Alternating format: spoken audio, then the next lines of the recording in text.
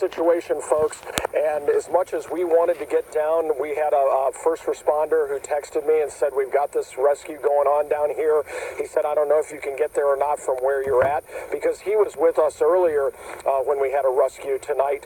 We spoke with him, and he knew we were trying to get into New Bern. We spent hours trying to get into New Bern, and only from Greenville, and about an hour trip. And he said, where are you headed now? We said, well, now that we made it to 17, we're going on down. And he said, I don't think you're going to make it. And he was talking about that video we just showed you, and we decided not to go through that. We decided not to go through this. Steve and Tisha, I looked at the map app. I said, hey, let's go back up here, turn right. We got another road we can go down. I see another way to go. We went about 1.5 miles and hit the same thing. There's just hardly any place to go down here, and people are really stuck in their homes. Like I said earlier in the last hour, that rescue we showed you, the people didn't have flood water in their house, but they were surrounded by water, and they started panicking and called for help. So people are very concerned. The idea of being stranded and not being able to get out is about as scary as having the flood water in your home. So we're just going to keep an eye on things here. We're going to keep moving around tonight, and promise you we won't go through anything like this, but when we see it, we'll let you know about it. Ed, we want you guys to stay safe on 17 near New Bern.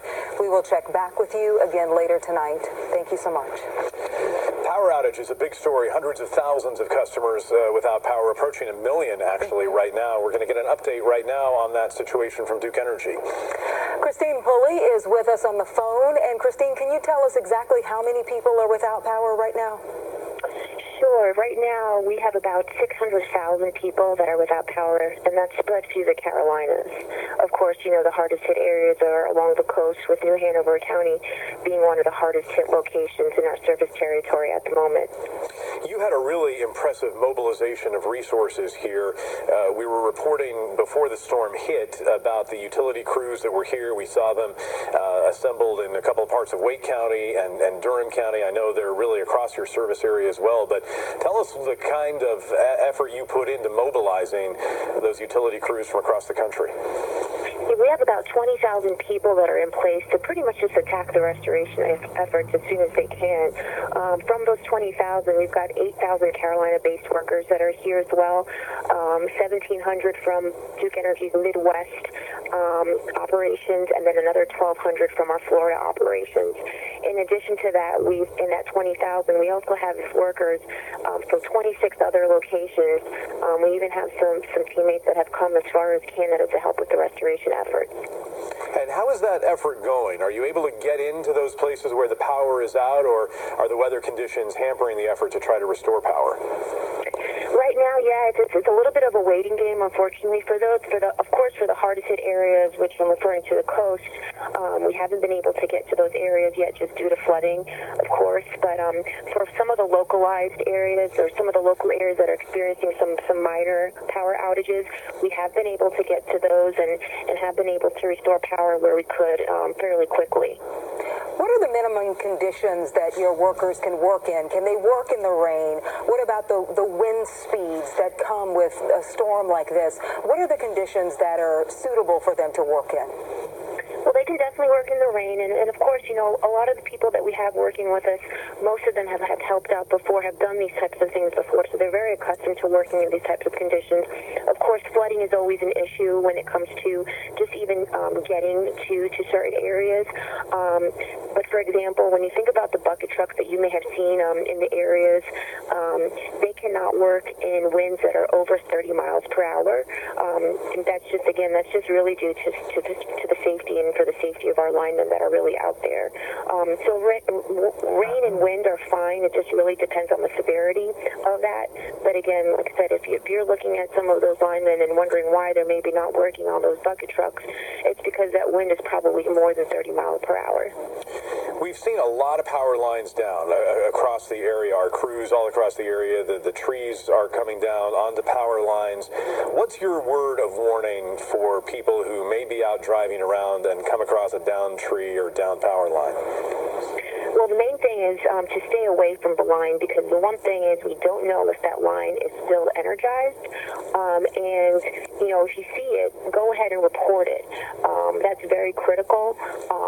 And that also helps us, of course, assess the situation quickly. I can give you a couple. I could give you a couple of numbers that might help.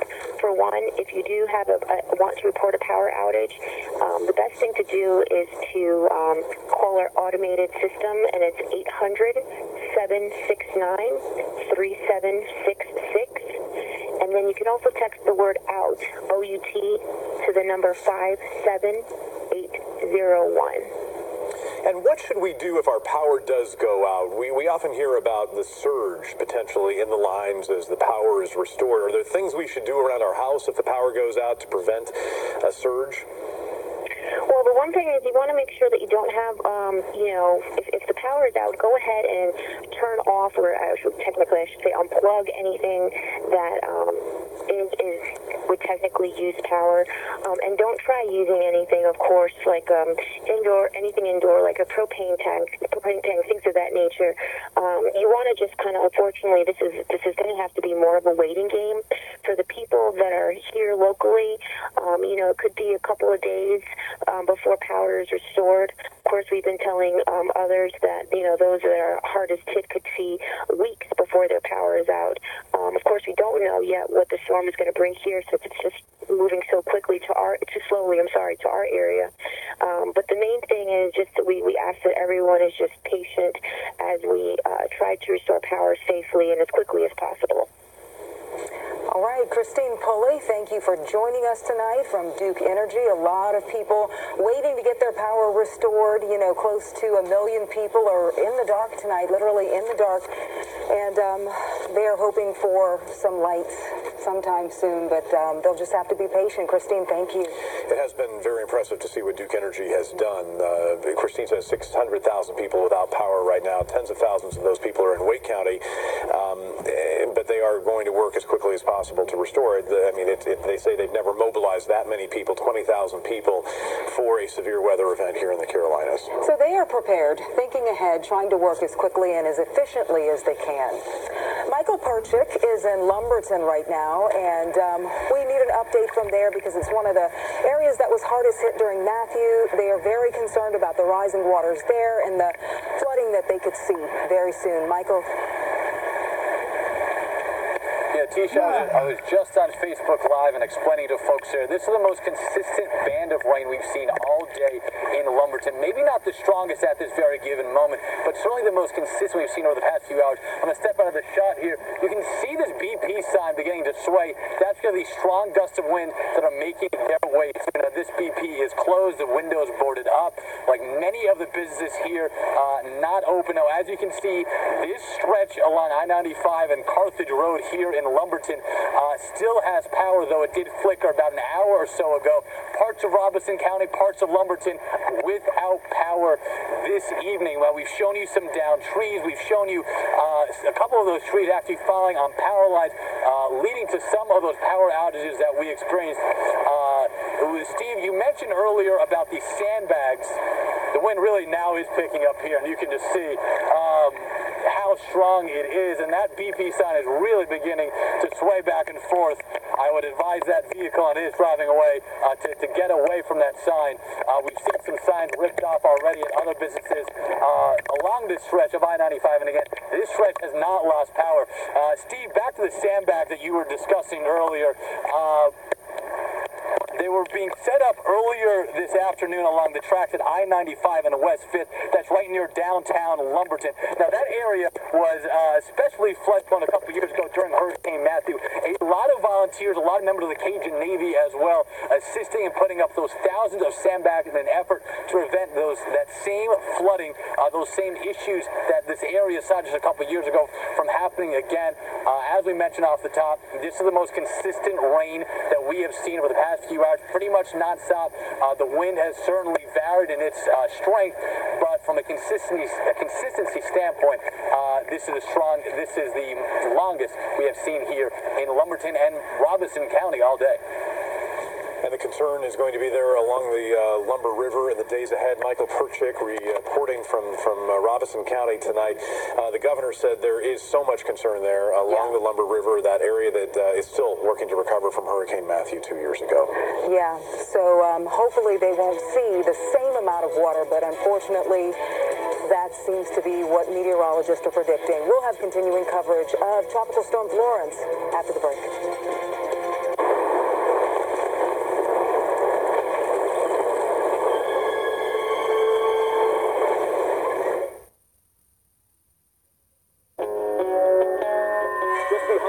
Rescue happening. A truck driver who was stuck in the flood. News is happening live everywhere right now, so take me there live. Behind me now, I can see me pushing through. The last 18 seconds is the most critical. Look at this. This is just incredible. Don't worry about having perfect hair at a perfect desk. Just let me have it live, raw, real. That's Fisher number 20, and it has been putting out more lava than the Rio Grande puts out water. I want to show you something. All of this has been flowing steadily into the ocean. That's the promise of ABC News Live. So when the biggest stories are playing out live, you're right there. These streets were almost overrun by Houthi rebels, and if you look, you can see the intensity. The battles are on the South Korean side, but where that gravel ends and the sand begins, that's North Korea. The groundbreaking exclusives. You trust him? I do trust him, yeah. I think he trusts me, and I trust him. Remarkable access, stunning visuals, unmatched, straightforward reporting. From around the country to all across the planet. Breaking news live. There's an active shooter situation in South Florida. This is the 101 freeway right now near Lafayette. Look at those massive flames. Taking the audience with you. Go there with ABC News Live. We are here at the royal wedding. And there they come, right there. It's just like out of a movie. See it, feel it, understand it, connect to it. You maybe you're saying, and you're saying. ABC News Live. The possibilities are limitless. The new GoodMorningAmerica.com. It is so good. It has everything right there. Ooh! Can I get an amen? It's with me all day.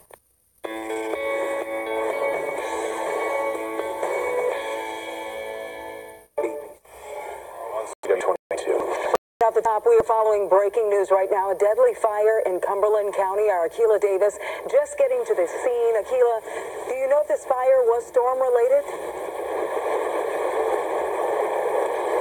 It's still really a developing story. What we are learning is that 2 people were killed here in this house fire, I want to say on Lake Club Drive and Rolling Hills Road. We don't know the cause or the identity of the 2 people involved, but I learned that the call came in about 2 hours ago, and that's when crews arrived. They saw flames had completely taken over this single-story home. Crews used, I'm told, several different tactics to get inside of the home and finally knock those thick flames down.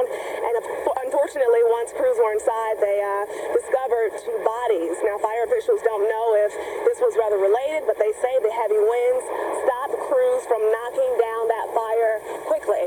Guys? Really a devastating situation there. Still working to sort out the cause where 2 people died in a house fire, and obviously the winds, the very high winds there in Fayetteville, impacting the firefighters and their ability to get the job done. Akila Davis on the scene for us. Akila, thank you. Yeah, the current conditions right now are very difficult to get anything done, especially when we're dealing with the rain and the flooding and the wind still hanging around from what is now Tropical Storm Florence.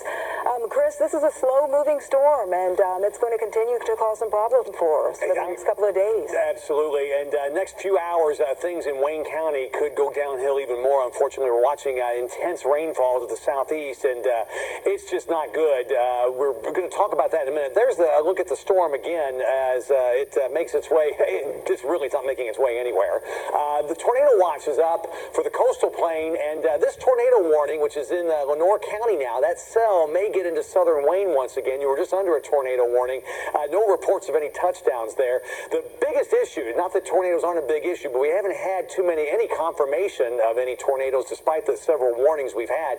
Going to be this flash flooding, especially along the line from Goldsboro to Fayetteville. Fayetteville's been in decent shape so far, but in Wayne County, parts of Johnston County, it has been a nightmare of an evening, and the problem is now that this band of intense rainfall, which has been 2 to 3 inches per hour, that extends now from southern Wayne and actually goes all the way back down to the Crystal Coast, is going to keep funneling in to these same areas which have already seen up to 12 inches of rain. So we may see by morning some of these areas in Wayne County approaching that 20-inch amount already during the morning hours tomorrow, in the next 6 or 7 hours, because of these incredible amounts of rain. And that'll get into parts of Johnston County too. There's been some heavy rain around the Triangle. You see some moderate rain now, lighter into Durham, and not causing too many flooding issues, but there has been some, and certainly if you don't have to be out, you don't need to be out, don't do it.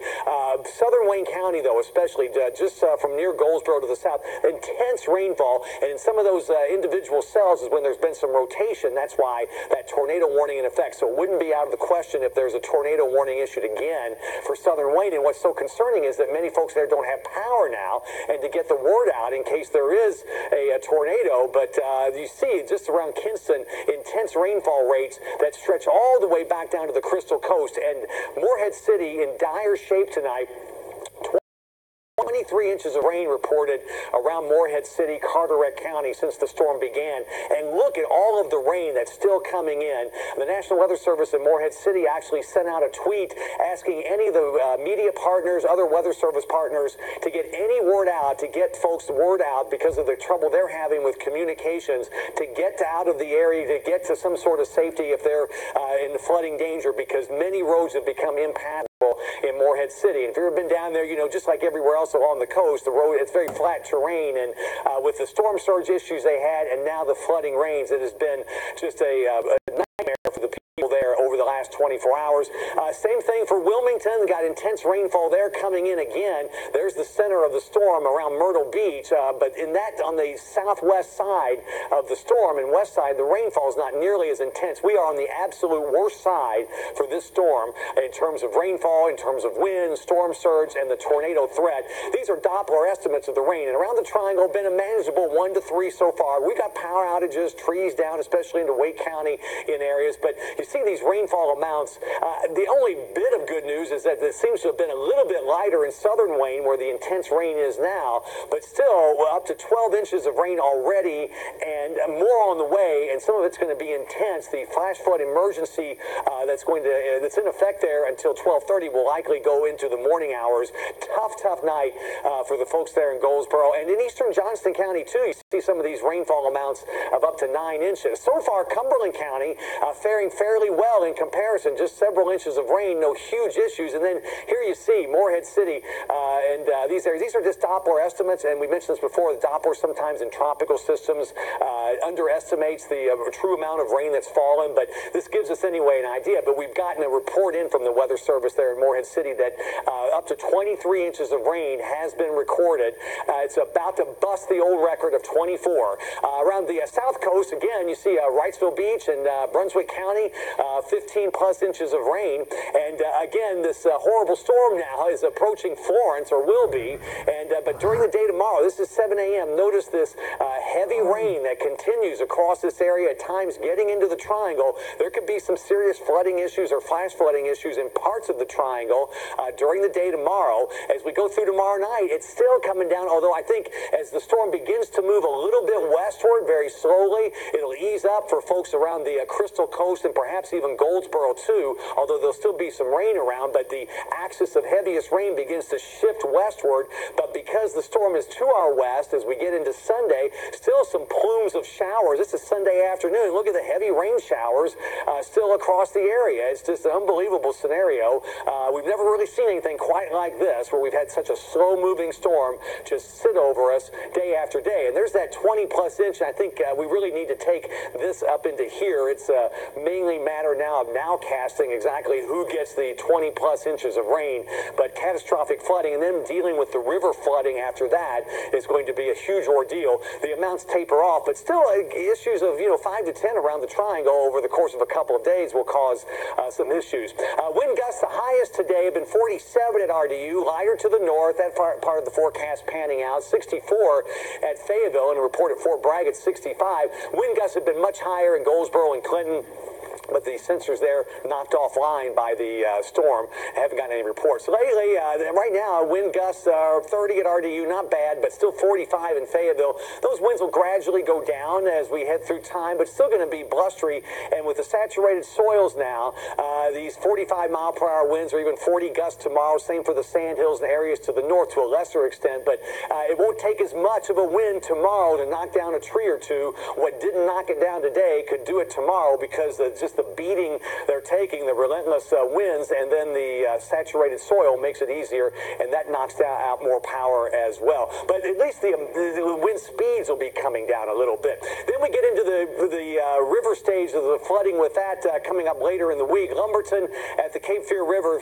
flood stage 13, forecast to be at 24, getting close to the levels it was with Matthew. It's still going to be bad. Goldsboro at 25.5 Tuesday, and these are just based on rainfall projections. If the amounts are higher or lower, the numbers would go up or down, but we'll get new updates on these. But that's close to Matthew, but not quite. I think Matthew was at 29, so every bit helps. Still going to cause some issues, obviously. And at Smithfield, too, several feet above flood stage, and that may change if we get some heavier rain to the north of the river basin. And then Fayetteville, right now, the Cape Fear River is forecast to crest at 62.4 on Tuesday, but again, that's based on rainfall projections. That is higher than Matthew. It was about 58 or 59 with Matthew 2 years ago, so plenty to watch there. Obviously going to be a big issue with river flooding and with all of this rain that's just not stopping. Again, the record for amount of rain in a tropical storm before today was 24 inches with Floyd in 1999, and that's going to get busted, and it probably has by now because the rain's still just coming down in buckets across parts of Carteret County right now. And the good news is, finally, this is Tuesday. Florence, the remnants of it, up into western Pennsylvania. And you see these brown colors. That is dry mid-level air. And there may be a lingering shower Tuesday, but we've got several dry days next week across the region, which will be very welcome indeed. But a long way to get there. We're still, I don't know if this is even halfway through the storm, Steve and Tisha. There's your first alert AccuWeather 7-day. The worst of the rains continue tomorrow. A very heavy rainfall, and then Sunday probably not as steady, but the amounts could still be impressively high because of the rates that we'll see, but there may be some more breaks in between, more showery type instead of just nonstop rain. And then Monday too, the shower chances really start to go down, and they're lighter as well. But they'll start to see improvements Sunday, but especially into Monday. But that's still a long way off. And really, really worried about Wayne County, even Johnston County too, because of the rain that's come down and the rain that's coming in. And these cloud tops are cooling, which means that they're actually becoming more efficient rain producers as they approach. And already the water rescue is going on, and if you get these rainfall rates of 2 to 3 inches per hour in there, it's just, they're having a tough night, and it's not going to get any easier. There's no sign of those rain bands, shifting to areas that have not seen as much rain that could handle it. It's not, and Morehead City, Carteret County, they had a record storm surge, and now this flooding, it's incredible. The Weather Service is asking for help to get the word out because there's so much trouble with communications there now to get people to safety. And then they're going to deal with the water coming from upriver as well. So Absolutely. They've got that part of the triple threat they've got to worry about. Yeah, a lot down the road, yeah. Yeah. You'll have to put up that calendar on Twitter at when the rivers will rise, when they will crest. Oh, right. So, yeah, and we're showing that. Absolutely. And we get several times a day, the Weather Service updates, so it's tough for them to project how much rain and then what that will do, if it rains, because you've got to figure out the rain amounts, not just there, but of course upstream, what's going to be coming their way. So they have very sophisticated methods, and they do a good job, but within this type of situation, those numbers are probably going to change, so we'll have to stay on top of that in the coming days. Yeah. All right, Chris, thank you. You bet. We want to take you to Wilmington now. Wilmington has been really hard hit, as Chris just showed you on radar, there's some really a lot of rain that continues there, really intense rain that continues in Wilmington right now. Yeah. We've seen a lot of damage there. We saw a horrible tragedy there where a tree came down on a house, killing a mother and her baby there earlier today. A lot of trees are down, bringing down a lot of power lines. A lot of people are without power, and the authorities there are urging people to stay home, don't go out driving tonight because of those down power lines. And in fact, they put a curfew into just a few minutes ago at 10 o'clock. And they've just been taking a pounding, and it's going to take a while for the people in Wilmington to recover. Gary Cooper is there in Breaking News 1. And Gary, explain to us what we're seeing right now.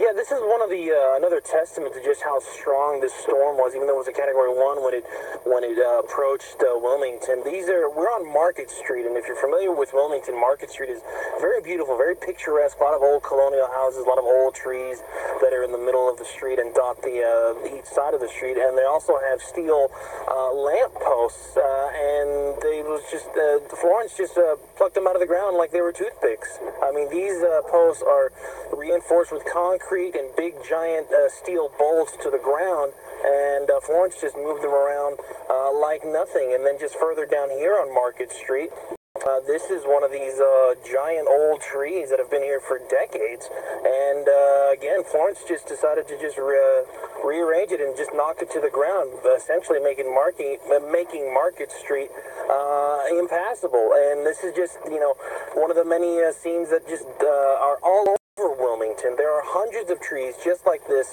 that are thrown on the ground across the street, making it impossible for folks to drive. And in regards to that curfew, we've seen a lot of police officers and state troopers and deputies patrolling the streets of Wilmington, enforcing that curfew and making sure that everyone stays inside and stays dry and safe and warm. And Wilmington is kind of shifting from surviving the storm, if you will, to recovering and rebuilding, and they have a lot of cleanup ahead of them in the next coming weeks and months.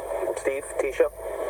That is quite a sight to see what is coming down there beyond just the trees. That's part of what happens when you see hurricane force winds like they've seen in Wilmington today. Earlier this morning, there were 105-mile-an-hour gusts coming ashore there when Florence was making landfall near Wilmington, and that's just a really astonishing sight to see power poles that are anchored in concrete come down like that. Gary makes a good point. It's going to be a long period of cleaning up and assessing the damage there in Wilmington. Gary, thanks for checking in. We appreciate you being on patrol there. Show us what else you find there as our coverage continues here on Eyewitness News through the evening.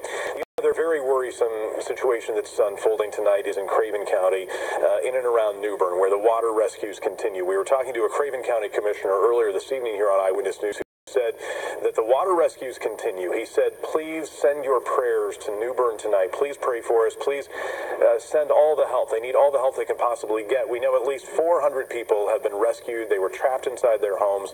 Those rescues continue tonight because the water continues rising, and they're getting quite a bit of help from swiftwater rescue teams from other parts of the country. Yeah, from all over the country, people who are volunteers. Some were sent here, but some volunteered, bringing their own boats, wanting to do what they can for the people of North Carolina. Mark Armstrong is standing by in the Breaking News Center to tell us about one of those swiftwater rescue teams. Mark? Yeah, Tisha, with a situation this widespread and serious, it's not just first responders from North Carolina, as you say, trying to handle everything Florence is throwing at us. Help flowing in from all over the country, and among that help, this highly trained crew from New York City. Producers and a camera crew from ABC's 2020 show actually embedded the Urban Search and Rescue Task Force, a.k.a. New York Task Force 1. Now, it's a combined force of specially trained police and firemen and women, and they've been in Kinston and New Bern today.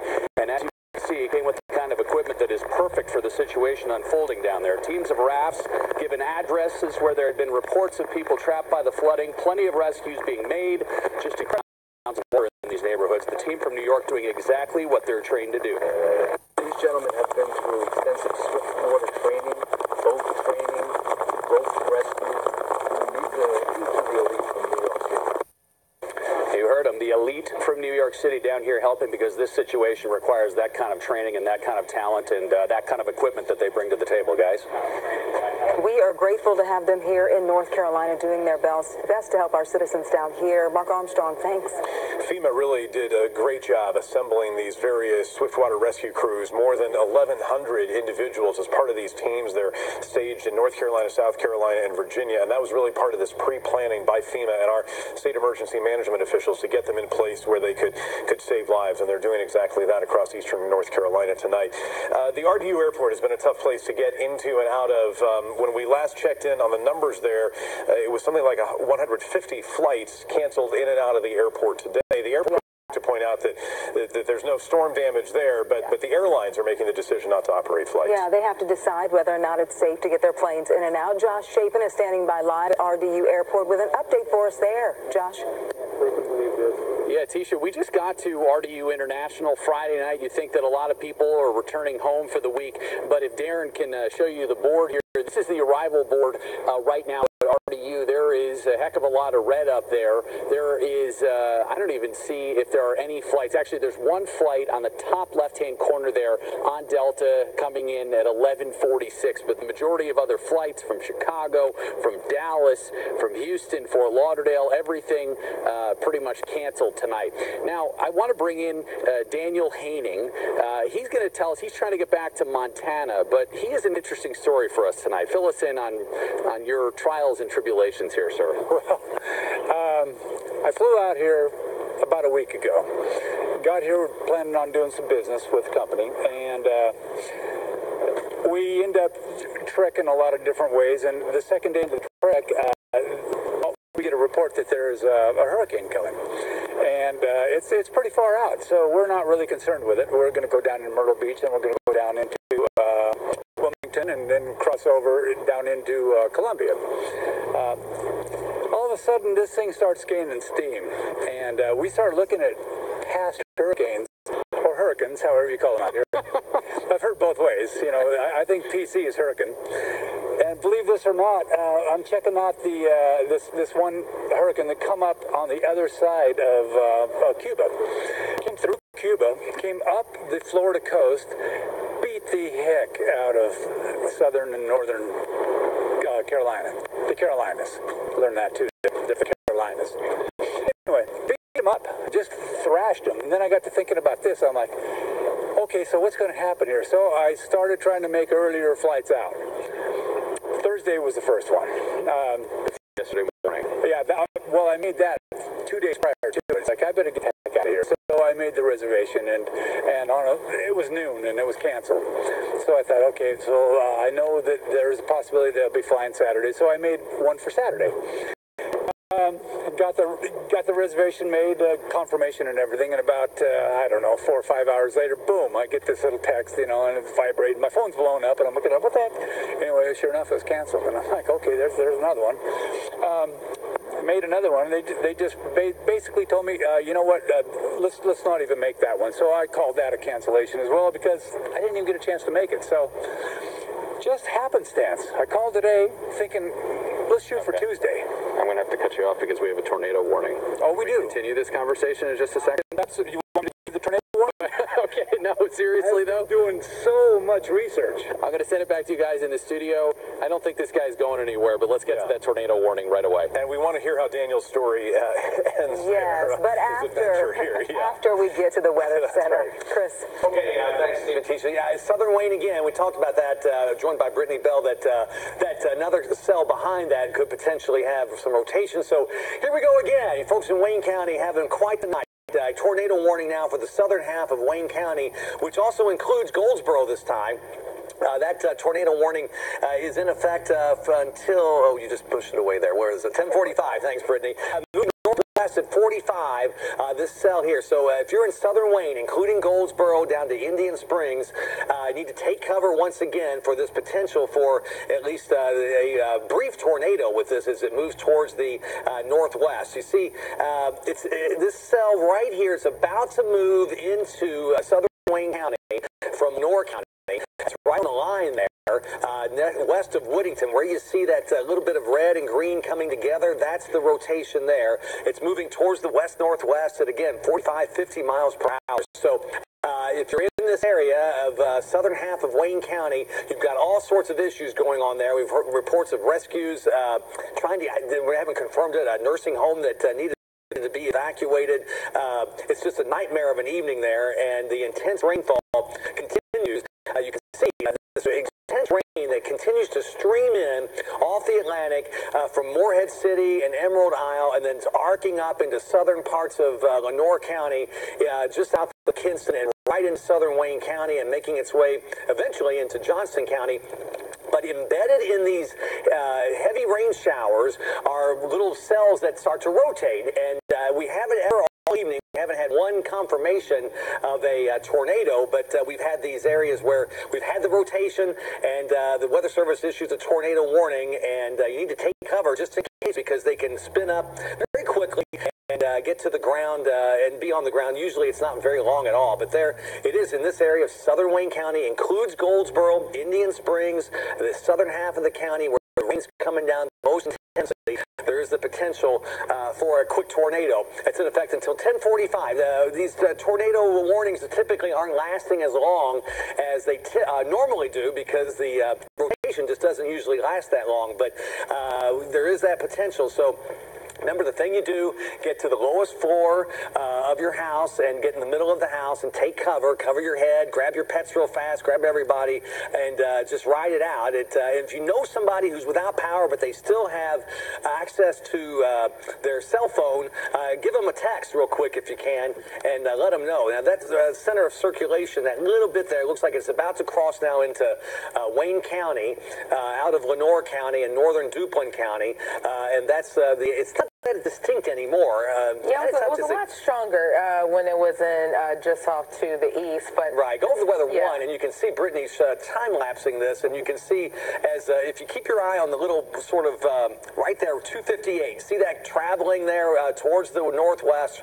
There, a big red blob. Now it's getting into southeastern Wayne, and doesn't look as impressive. Maybe this tornado warning won't last as long as the last one, Brittany, but it's still there, and they're going to keep this up for another few minutes or so at least. But you got Seven Springs, Indian Springs, those areas, take cover again. I know it's been just a horrific night with the rain and the wind, and now the threat of tornadoes, and you've gone under a tornado warning several times now, but want to keep you safe, get you through this. So take cover as the rain band. And the most alarming thing in all of this is that if you look back into some parts of Lenoir County and back towards the Crystal Coast, that just train of intense rainfall, 2 to 3 inches per hour. We could be approaching 20 inches of rain in parts of Wayne County by tomorrow morning, which is just a horrible outcome. But, yeah, Chris, and this seems to be the heaviest band that has set up this evening, and that's why we had so many reports of water rescues and flooding there. So just a lot going on in Wayne County with these multiple tornado warnings. But, you know, that rotation was a lot stronger a few scans ago, not as strong right now, but still, with that said, you really have to focus on that threat for that life-threatening flooding. We have reports of a lot of water rescues ongoing, also places that had to be evacuated. Let's see if we can pull up some of those rainfall totals. Yeah, the Doppler estimates already, you're right, Brittany, have been astounding, of 10 to 15 inches of rain. And what Brittany's got there is the Doppler estimate, and it looks kind of with the colors there, but we need to get a new color chart. We haven't got to show the different amounts of rainfall. But there you go. You see, as Brittany will put on some of these rainfall amounts just off the charts, and this is just today, or since the rain began last night, 10 to 12 inches of rain, and intense rain is still coming your way. And many roads are flooded across Wayne County. The heaviest rain has been around Goldsboro and points to the south into Johnston County, too. You've had that torrential rain, which actually began around the Crystal Coast, around Emerald Isle and Morehead City. And it's this train of moisture. Since Florence isn't moving, these intense bands of rain are not moving either. And some areas are getting just hammered tonight, while others are doing okay with a couple of inches or less of rainfall.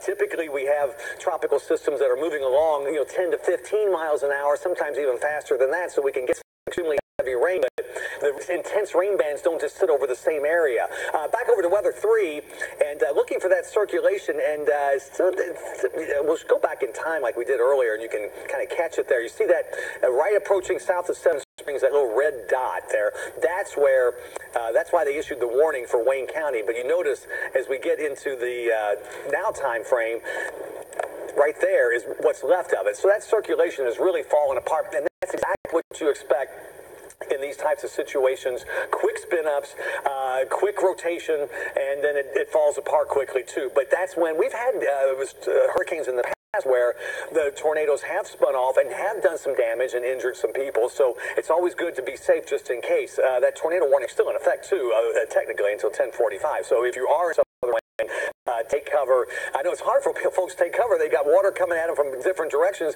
You want to go up to avoid water, but you got to get down to avoid a tornado. So, it's just, again, we keep saying it's a nightmare of a night there. Yeah, that could be an issue for those water rescues that are happening right now. The first responders are out there trying to get folks to higher ground and trying to get them to a safe place. But we've had these back-to-back tornado warnings, so watching that closely. We still will have that threat for a brief spin-up tornado pretty much for the remainder of the night. We do have a tornado watch. If we can go over to Weather 1, that is for mainly spots along and east of Interstate 95. But even if you're not under that tornado watch, I would still just be alert, because we did have some warnings earlier for spots that were outside of that watch.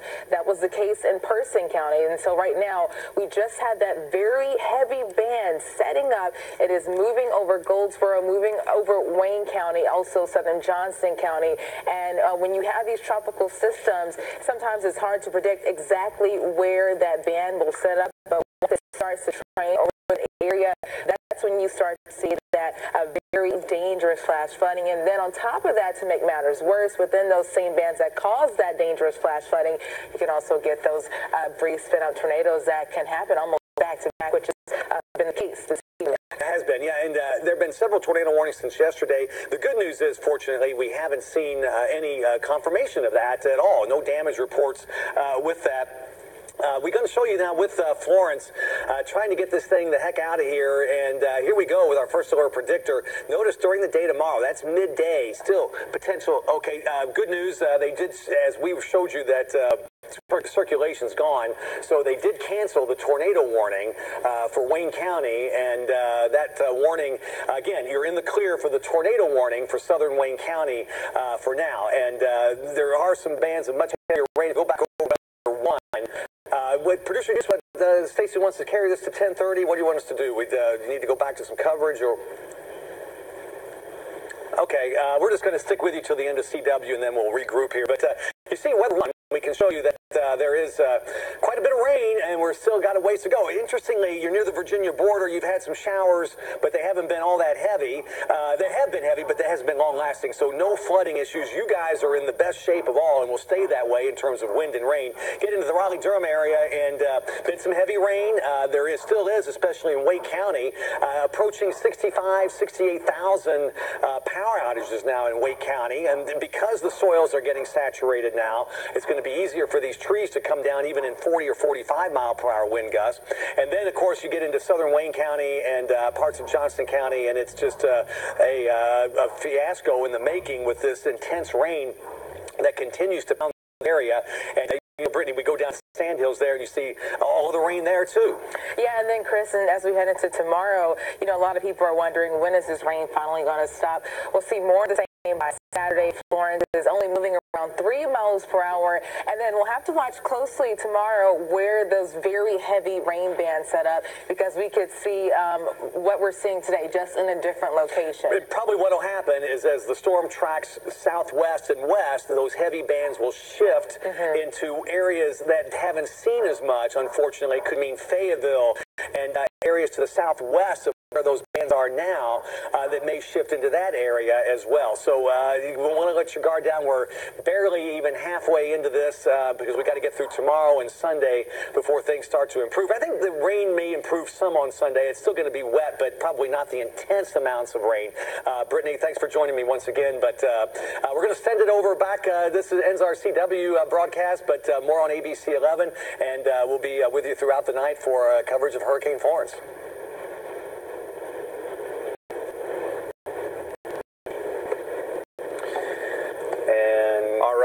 Chris and Brittany, thanks very much. We appreciate that as these spin-up tornado warnings continue across the area.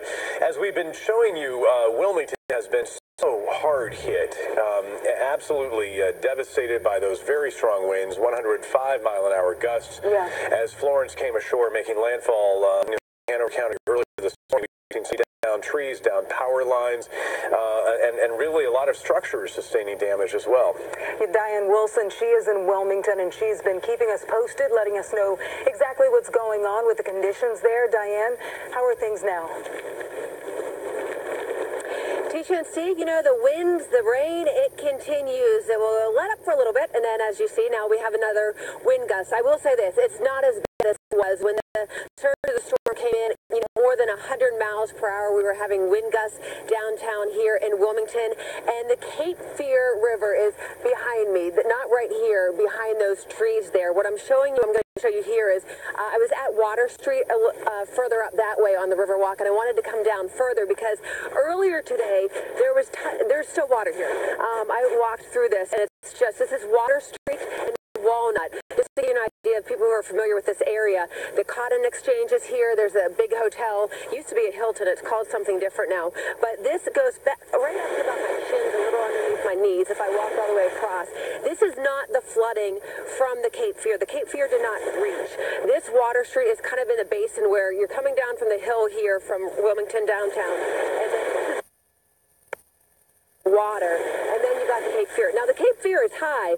It's not like it's not high. I want to make sure, I want to grab my phone so I'm accurate with this. Chris Holman was telling me that the Cape Fear reached an all-time high today, higher than Matthew and Hazel. It was a all-time high level at 8.7 feet, and that beats the record for Matthew, which was 8.2 feet. So that was during the storm surge, the height of the storm. So the Cape Fear is definitely high. It has not breached the storm wall yet, but this was even much higher this afternoon when all of that wind and the rain was here. Workers tell me it did go down a little bit. Like I said, I'm not going to walk out all the way into it, but it's around right up to here. And they said it was all in the parking lot here. As far as the wind gusts that happened downtown Wilmington, we've seen trees down all over. You can see some of these trees have had their branches snapped. Again, this was earlier today. There's a couple trees over there in the parking lot too, the branches, and all through downtown Wilmington is what we are seeing.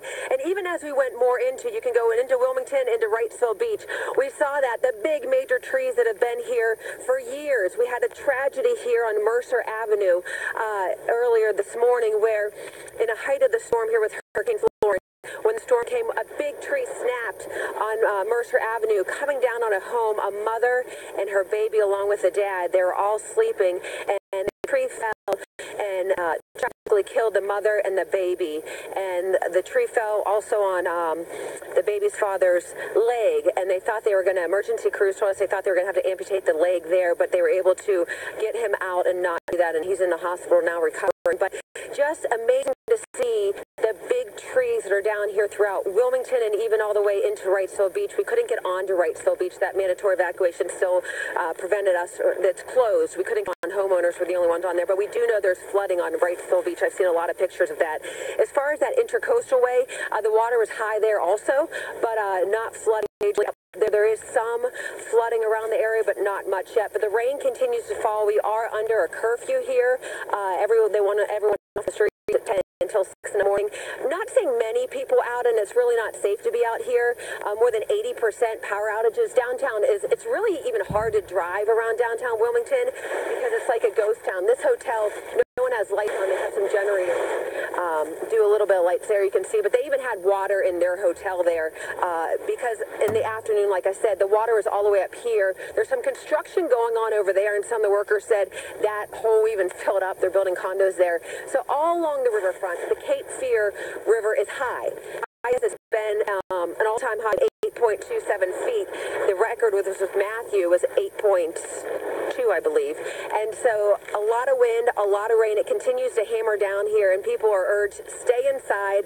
Officials here in Wilmington said they're going to try and start assessing the damage tomorrow. They have not been out there removing the trees yet because right now their main priority is the police and the fire rescuing anyone who needs it. So tomorrow they hope, if this lets up a little bit, they hope they can get out there, get these trees cut down, because we've seen them even on the big roads, the 17, they're coming in to Wilmington down here, and get the crews out there so they can start also restoring power, because like I said, more than 80% of people here in New Hanover County are without power, which, you know, we understand that that's going to happen with the wind gusts of over 100 miles per hour this morning at the height of the storm. Stephen Tisha? Right, Diane, we're just looking at the radar image here as well, and as we look at that, you're in a little bit of a dry slot, a little bit of a lull there with the rain, but we see more heavy rain bands coming through, so I have a feeling more will be on the way. Diane's talking about a lot of people who evacuated from those coastal communities, and we know tonight there are 22,600 people in shelters across North Carolina. They have a total of 150 shelters that are open, and the governor announced earlier today a mass shelter is going to be opening at UNC Chapel Hill. They'll be able to take a lot of people in, so we're still waiting for more details about what's happening there in Chapel Hill. There's also that shelter, you know, in Winston-Salem. That's a large shelter, too. So they're going to probably continue to open more as they need them, which they have been doing throughout this whole process. Yeah, absolutely. Let's go back to RDU. Right. There's a story that was being told by a man that Josh Chapin has been speaking to. And Josh, we need to find out the end of that story. Daniel Haining has joined me, and we just been catching up. He just bought me a cup of coffee. I mean, a real nice guy over here. Thank you so much, sir. I appreciate that. Daniel's actually a firefighter, is what I found out. Retired firefighter, lives in Montana, was here in the Carolinas. If you weren't with us about 15 minutes ago, he's here in the Carolinas on business, trying to get back to Montana. He has had 3-4 flights canceled, depending on the way you look at it, and now he's here. Fill in the gaps for us now. Well, that's kind of it. My flight originally was set to go out tomorrow. Well, it got canceled when this thing started taking off. You know, a Cat 4 is pretty serious, as we all know, and they just kind of looked at it like, we're gonna do this right now. We're gonna cancel this right now. So since then, I've been trying to update a flight. And I've done it 2 other times, and then the last time that I called, they just said no. It was almost like, hey, can I get no? So I kind of said, okay, this is not going to happen. Well, today, for whatever reason, I called this morning, and I said, you know, when's the next flight that I can get out? And I was shooting for Tuesday, thinking, okay, they fly Tuesday. I'll try to get out Tuesday because the ticket's already bought and paid for. Well, they said, hey, we might have a flight tomorrow. Let me check. And, you know, they had all my itinerary anyway, so they were like, well, we can get you this seat, and we can get you, you know, right here, and, you know, extra. And I'm like, you can do it. I said, are you kidding? You're going to fly out tomorrow? Are you going to fly in this? They go, yeah. I said, if you're flying in this, I'm going with you. Okay. Kind of said, okay. So that's kind of where I'm at. And I got here early because I figured that, you know, check in, they give you one, they want the 2 hours. So that'd be 4 o'clock. Why make my friend bring me out here, or not make her, but have her bring me out here at that time frame and turn around and go, it ain't happening. So you're trying to get back to Montana. Tell me about how you actually have to get back to Montana, because it's not, I don't think there are any direct flights from RDU to Bozeman. Well, actually, what's going to happen is if I can get as far as Denver, I brought my raft, and I'm,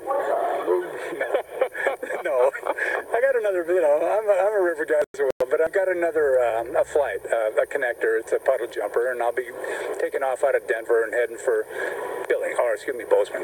Talk to me about this storm a little bit. I've read, I've studied, I've seen the comparisons.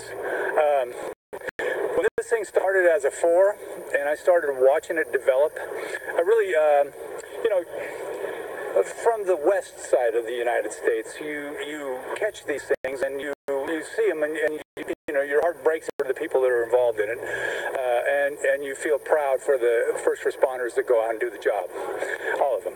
And that's where I was at. And all of a sudden now, I'm cast right in the middle of this. You know, I'm on a plane that's doing the porpoise thing coming in, so I'm thinking, okay, I got through that. So then I pull into here, and sure enough, I just plop down, and the next thing I know, I am in a possible category 4 hurricane. Those things are that's just another story of my life, I guess, and I started reading up on it because, and by the way, kudos to, you know, your team. Thank you. I appreciate that. I just downloaded the app this morning. I'm not lying to you. He showed me the app. Hey, how you guys doing? Good flight. Good to see you. I'm not lying to you. As sure as I'm my height, I downloaded the app and following all of your team, from the weather folks to the guy who does Good Morning America, to everybody. And I'm conversation-wise, articulation, very, very professional. You're a pretty articulate guy yourself. I got to ask you, you're a first responder. We just talked about this a little bit. Sure. Do you want to be out there with the other first responders to a certain extent? Yeah.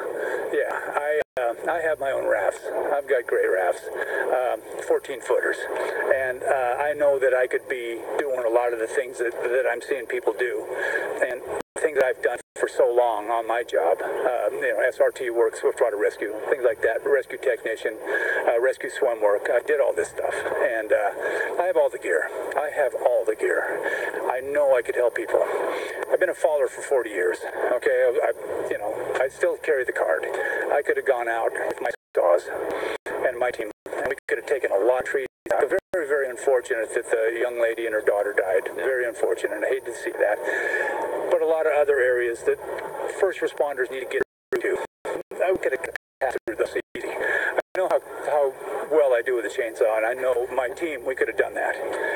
Anyway. Well, good luck on your trip back to Montana. I really appreciate your stopping by. I appreciate that you be here for us to talk to you, and I appreciate the cup of coffee as well. I'll tell you what, if you guys are out and about, just yell my name, and I'm not going to come running. Daniel Haining, everybody. So there are a number of other folks we talked to who are coming in on other flights. They said that they're a little bumpy. A couple of people coming in from Atlanta. We will share that with you when we join you next. Steve, Tisha? All right. Well, we're glad we have a new fan in Daniel Haining. Tell him we appreciate it, and we wish him the best of luck in trying to make it back to Montana. And he has a full education in hurricanes and how we deal with hurricanes here in the Carolinas. We appreciate that. Was a fun story. We want to share something else that's happening along the coast right now. It's really a desperate situation unfolding. The Carteret County Humane Society is flooded, and the workers are going in there, and they're trying to rescue the animals right now. Our news gathering partner at the News and Observer reports that the shelter needs to evacuate 123 dogs and cats. The animal shelter is trying to find enough crates to get these animals out. And our news gathering partners at the NNO, writer Andrew Carter and his photojournalist Travis Long, capturing this really amazing image in the midst of Florence. This is the homepage for the News and Observer right now. This image right here. As we say, they are news gathering partners, and this shot is picking up a lot of traction online. This is a man named Robert Simmons, and he was stuck in his house there in New Bern and evacuated when that boat showed up, and he's named his kitten Survivor there. Just such an amazing shot from Travis Long, the photojournalist at the News and Observer, capturing that kitten there on Robert Simmons' shoulder. And you can really see the concern in Robert's face there. His home is flooded. He left his dad behind in that home. He explained that his dad did not want to leave, and Andrew Carter was answering questions about that on Twitter.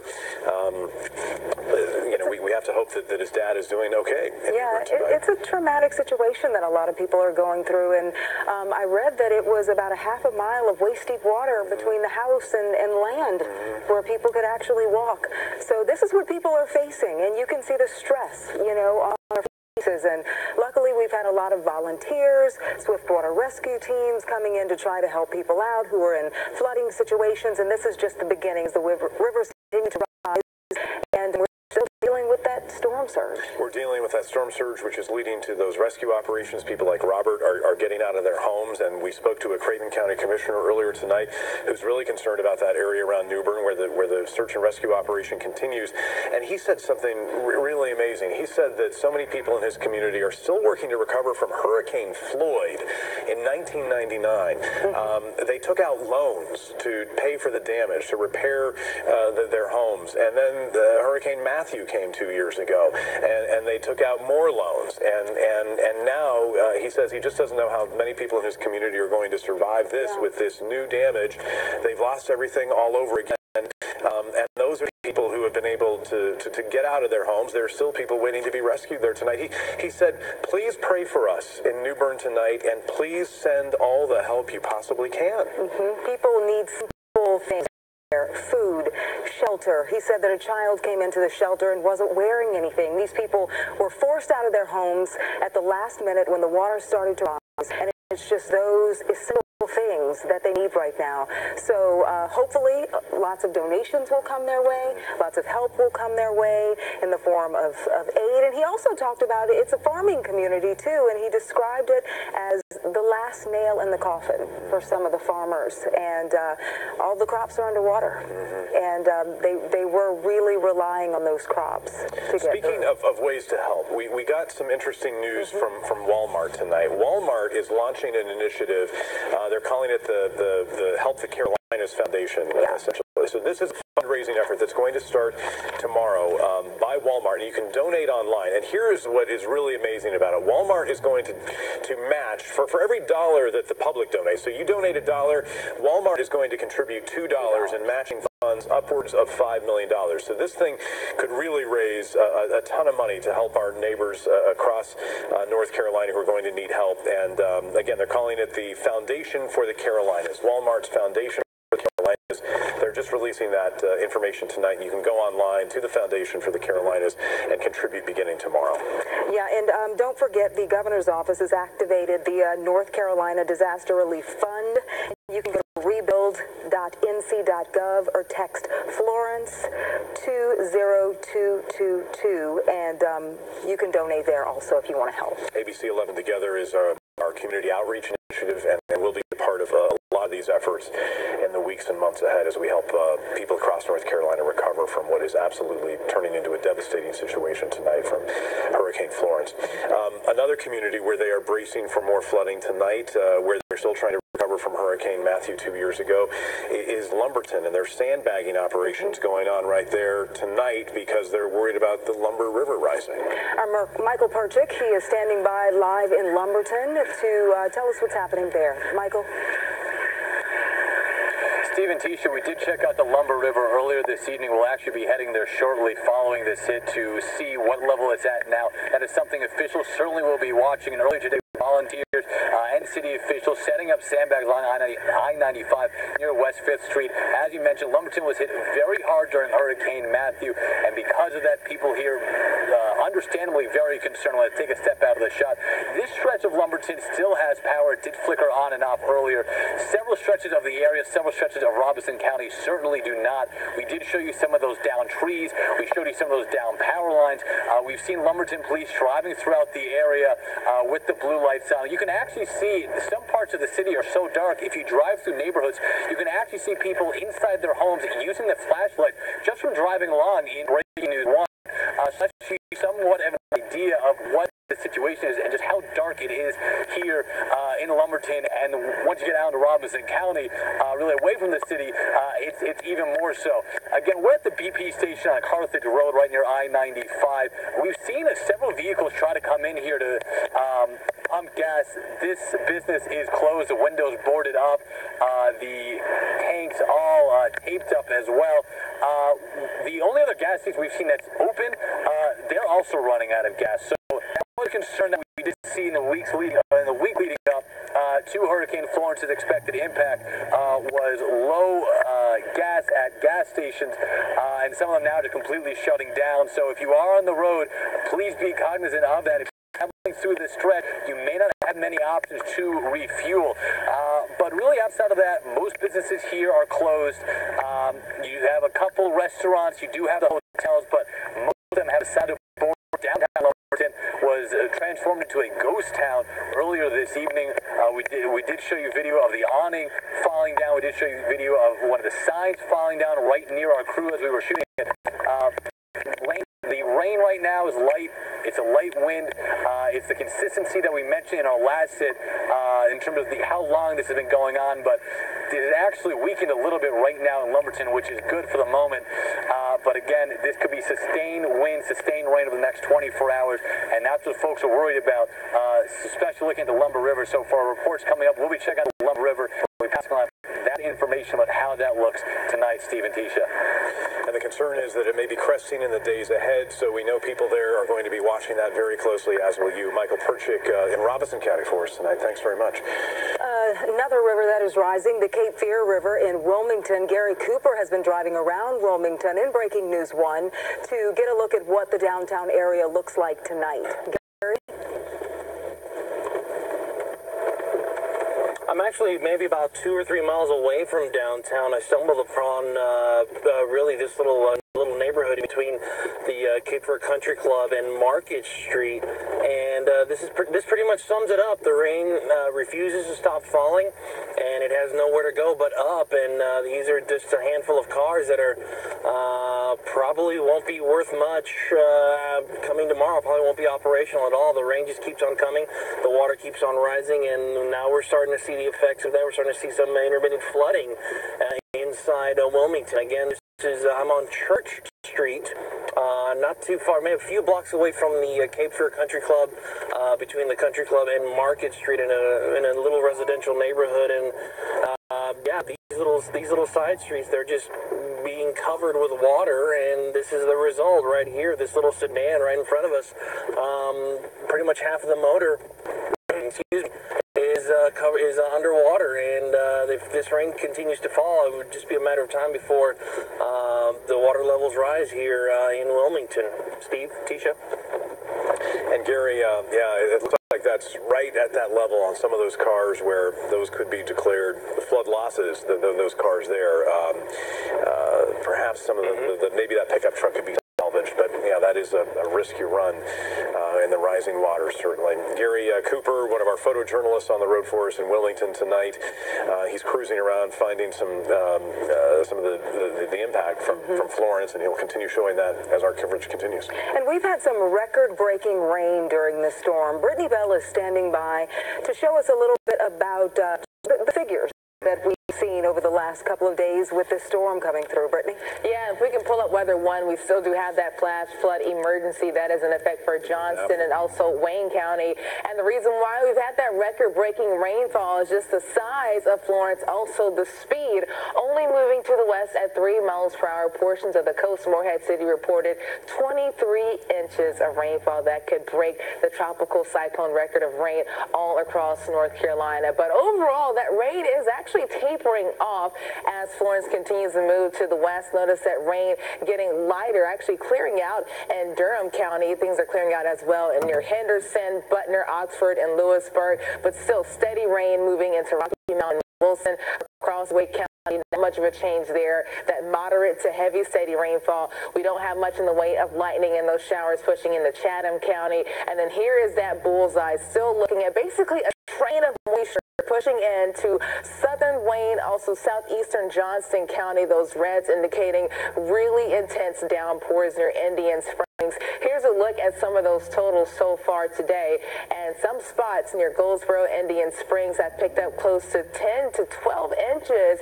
And that number will continue to grow as we head throughout the night. Not seeing any end from that train of rain pushing in over the next hour. Farther to the south, a little break in Anderson Creek, but more heavier showers in Sanford and Fayetteville. Steady rain, more the same in St. Paul's and Lumberton.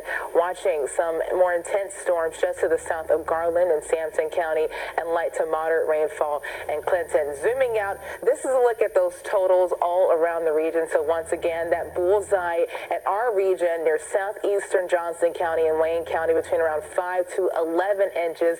That number will continue to grow. And then closer to the triangle, between around 1 to 2 inches in southern Wake County and Durham. Sections near northeastern Wake County close to Wake Forest picking up close to 3 inches of rain, and then looking at that in Rocky Mount near Southern Pines close to 1 inch. Fayetteville between 2 to 3 inches, and then in southern Sampson County close to 4 to 5 inches. So depending on where that heaviest rain band sets up tomorrow, that will dictate where we'll see that flash flooding threat. One thing I really do want to point out, especially seeing all those videos of people driving through water, it's really important not to do that. And that's because only 6 inches of water can stall or strand a car. 12 inches of fast water can carry away a small car, and then 18 to 24 inches that can carry away a large SUV. So this is something we'll have to pay close attention to, especially as we head throughout the remainder of the weekend, as Florence continues to dump a lot of that moisture all around central North Carolina. And usually when we have flash flood warnings, we have one or two. That is not the case. Most of our counties under those warnings, they stretch from Alamance County all the way towards Wilson, Wayne, and Sampson County. A lot of these expire at various times, and sometimes those continue to go on due to that rainfall pushing in. So the latest look at our expected rainfall totals due to Florence, around 5 to 10 around the Triangle, 10 to 15 in the Sand Hills, and 15 to 20 across portions of Sampson and County. So coming up at 11 o'clock, Chris Holman will have the latest track for Tropical Storm Florence as that continues the slowly weekend. Steve, Tisha.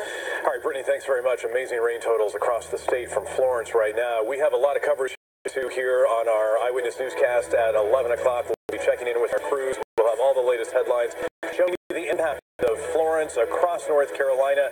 We'll be with you for the 11 o'clock news coming up in 2 minutes. Davis just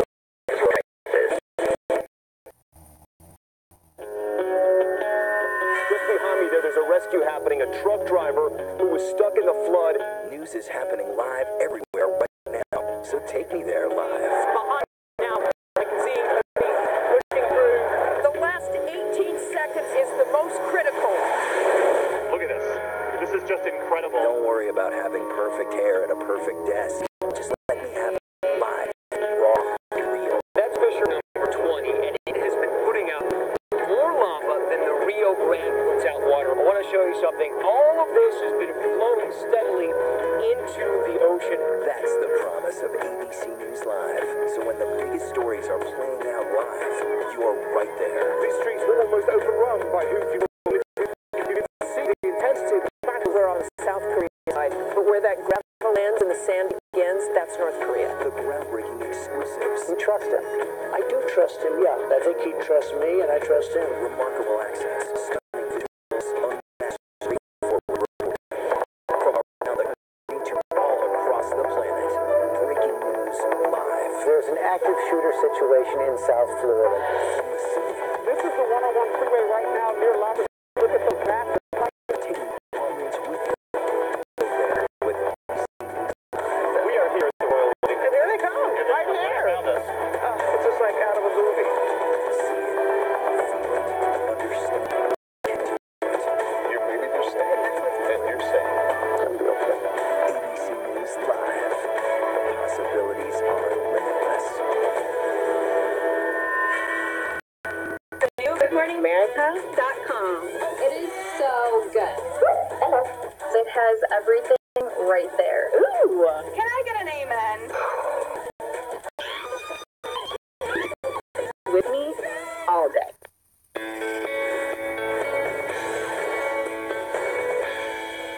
Hey.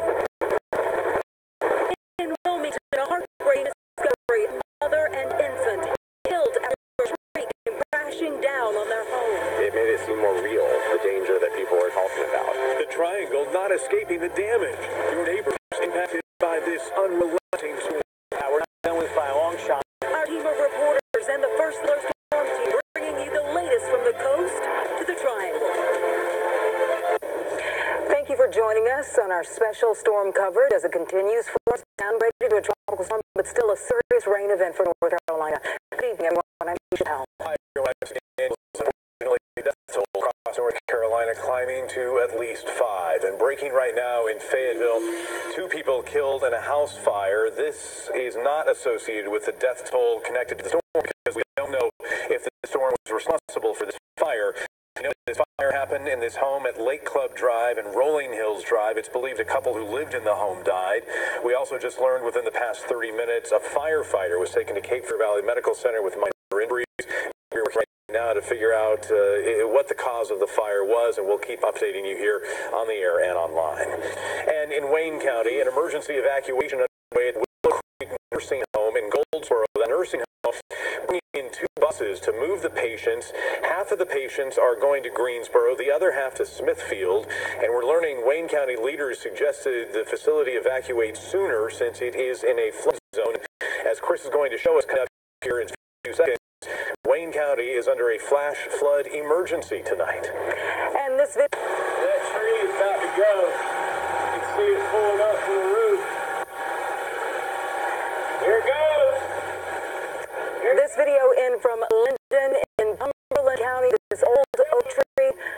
was no match for Florence. As you can see, it toppled the tree, the root system weakened, and it fell right over.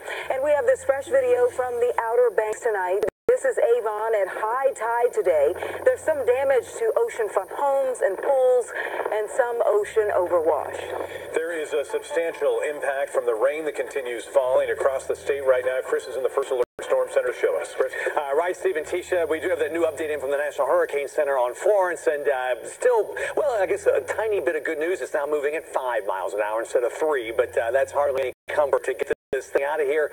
The winds are 65 near the center. We've had wind gusts 65 today around Fayetteville.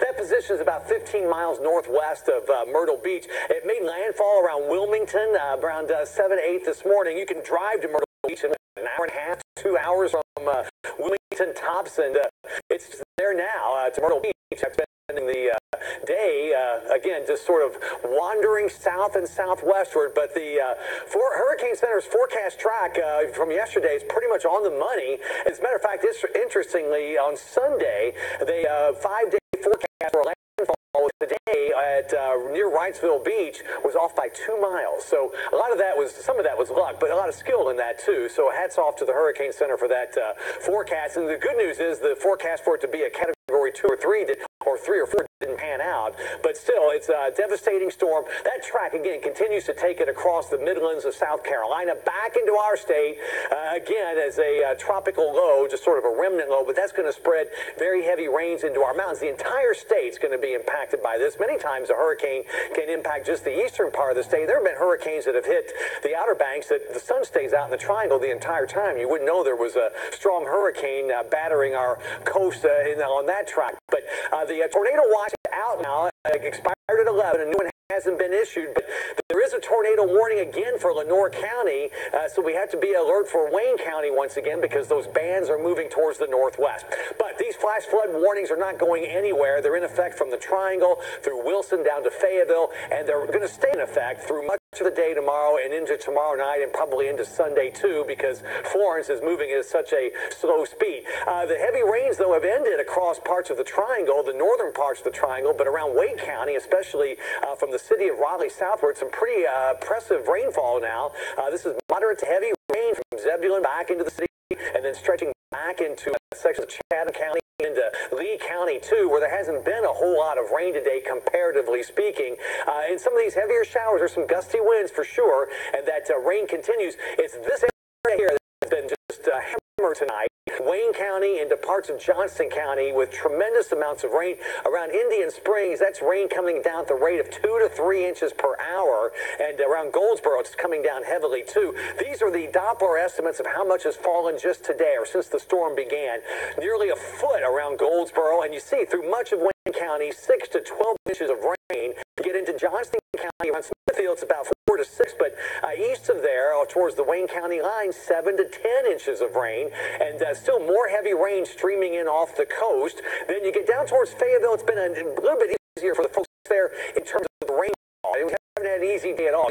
Haven't had the devastating amounts of rain yet across Cumberland County, but you've had 60 to 65 mile per hour winds, numerous power outages, many problems there too, but the rainfall has been manageable so far. You see the Doppler estimates of 2 to 4 inches during the course of the day, 3 to 5 in Sampson County. And then you get back farther to the north and west, and you see these amounts too, not that hard to take compared to our neighbors to the east, 1 to 2 inches around parts of Lee County and Moore County too. There's some pretty good rains though coming in, and your rain totals are going to start to rack up. It's been a windy day there, probably some power outages, but we haven't gotten any damage reports from these areas to the west. We've gotten quite a few from Wake and especially to the southeast in terms of trees down and of course the flooding issues. First alert predictor, here we go into the morning hours just after midnight, and Florence continues its slow odyssey through the Carolinas.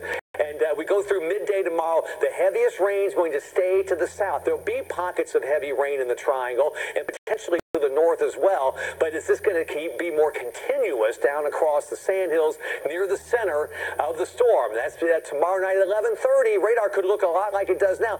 In time, starting later tonight and into tomorrow, the bands of heaviest rain will shift westward. So that's why we're still concerned for extremely heavy rain in Cumberland County, because Florence west, it takes all that with it, and we get into Sunday morning, 7 o'clock, and still bands of heavy rain, and it's beginning to move into Charlotte. They could end up with some big problems there as well, second half of the weekend. Midday Sunday, notice it starts to get a little more scattered into the afternoon, some hope for some improvement. Still some pockets of heavier rain, but the torrential rains begin to shift off to the west, and that'll be certainly welcome news. These rainfall amounts, again, unprecedented in many spots.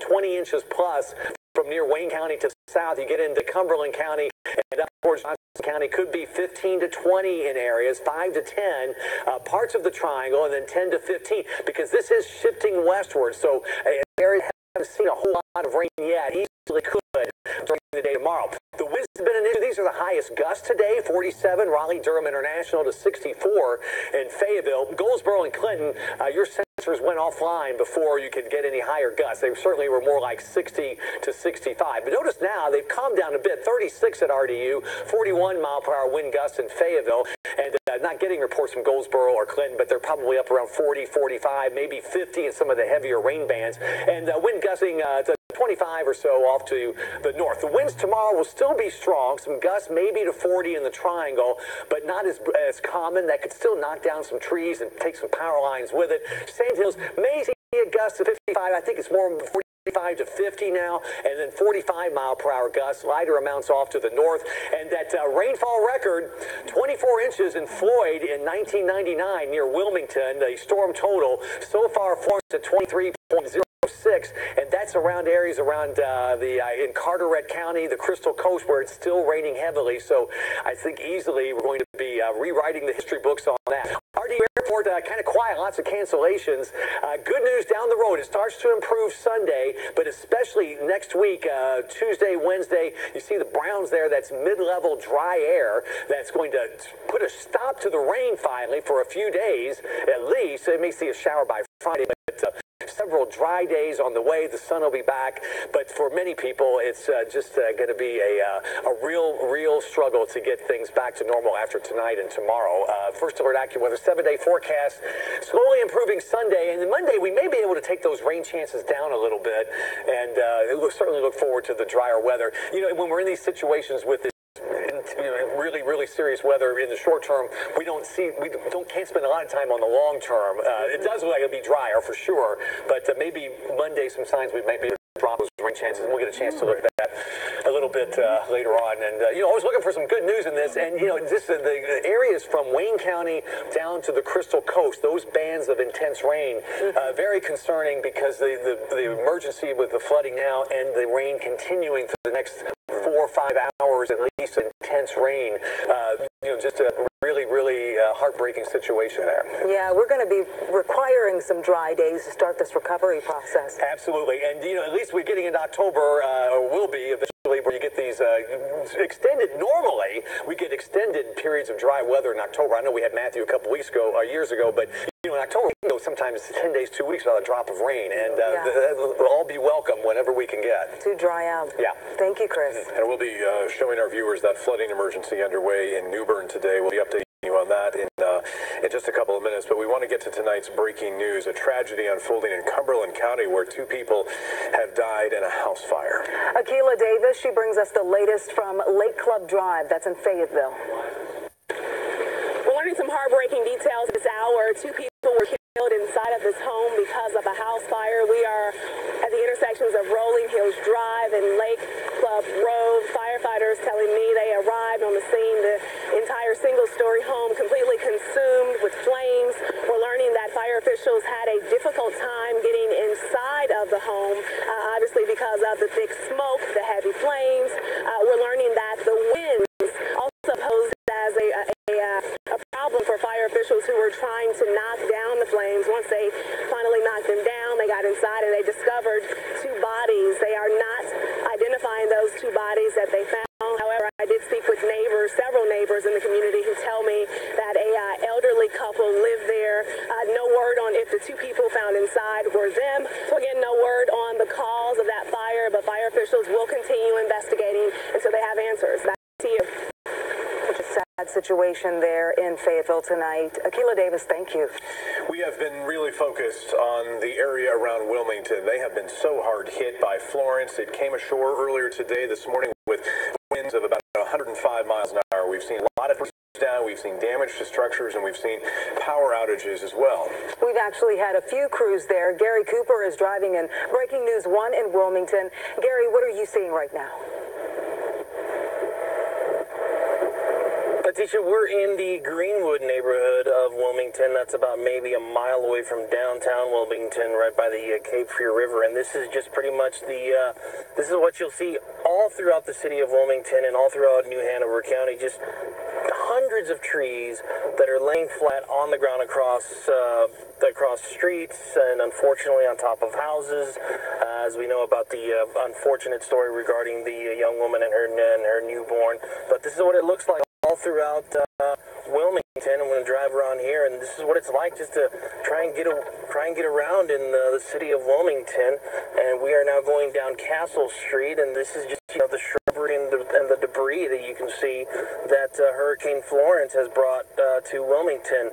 It's going to be quite a long time before power crews can get everything back to 100%, because we've seen a lot of power lines down. A lot of these poles that hold up these power lines just snapped like little twigs. That's what Hurricane Florence did to this city of Wilmington. So the good people here in Wilmington have got a long road ahead of them, but they say that they're up to the task. So here's hoping that they have a smooth road back to recovery.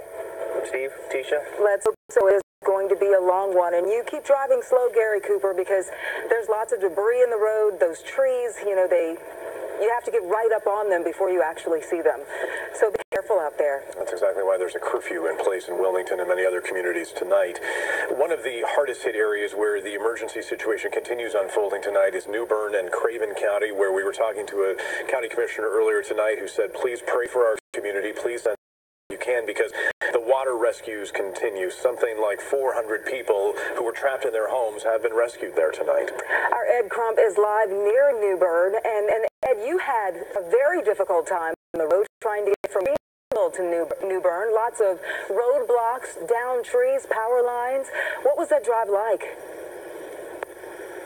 Oh, it was terrible, Tisha. And you throw in wind damage to the flooding that we have here in Cleveland County, and boy, everywhere you look here, there are problems. And that's why the rescues and those water rescues you talked about could reach a record in this storm. And many of the people being rescued say they've never seen flooding before.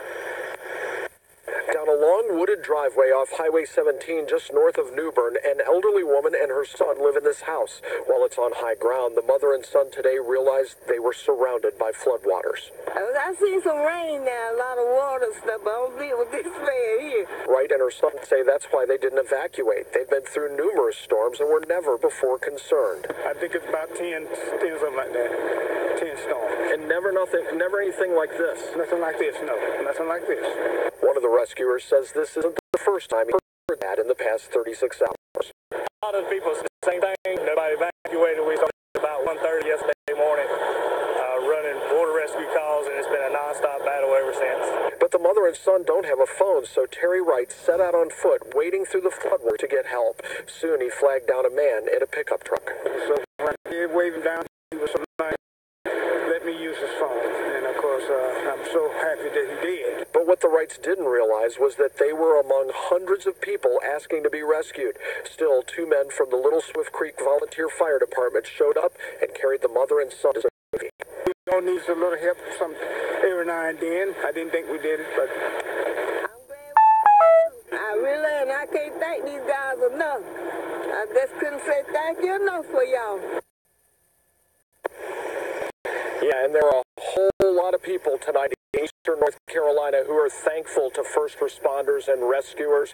Steve and Tisha, I imagine that a lot of these people next time around will leave when they're told to leave and won't make the same mistake again. Many of them say they've never seen anything like this. They didn't really think they had to leave. And it's been such a dynamic situation, too. You saw this Incredible storm surge come up the Neuse River, up the Trent River from the Pamlico Sound, plus the rainfall, plus the water coming from upriver. It's just this horrible triple threat right now for people in that area where you are tonight, Ed. It is, Steve, and frankly, we're staying in Greenville, and we have to get back there tonight. We had a crew earlier tonight that had a hard time getting back there. So people, you know, there's kind of this panic effect for people that are stuck. You know, and I think that's the biggest part. A lot of these people don't even have floodwaters in their house, but they can't get out. They're surrounded, and they have this panic feeling. That's what this mother and son told me. They felt panic today, and that's why they called for help. That was the case for a lot of people who were rescued by those swiftwater rescue teams and just whoever could get to them and get them to safety. Ed Crump live near New Bern tonight in Craven County. Have a safe trip back to Greenville. Hopefully you guys can find a route that is a path for you. Thank you, Ed. You, Walter? You got everything? You need a hand? Come on. This is some new video we have of an urban search and rescue team here in North Carolina from New York. They have been staged in an airfield in Houston. They are now moving into action in New Bern.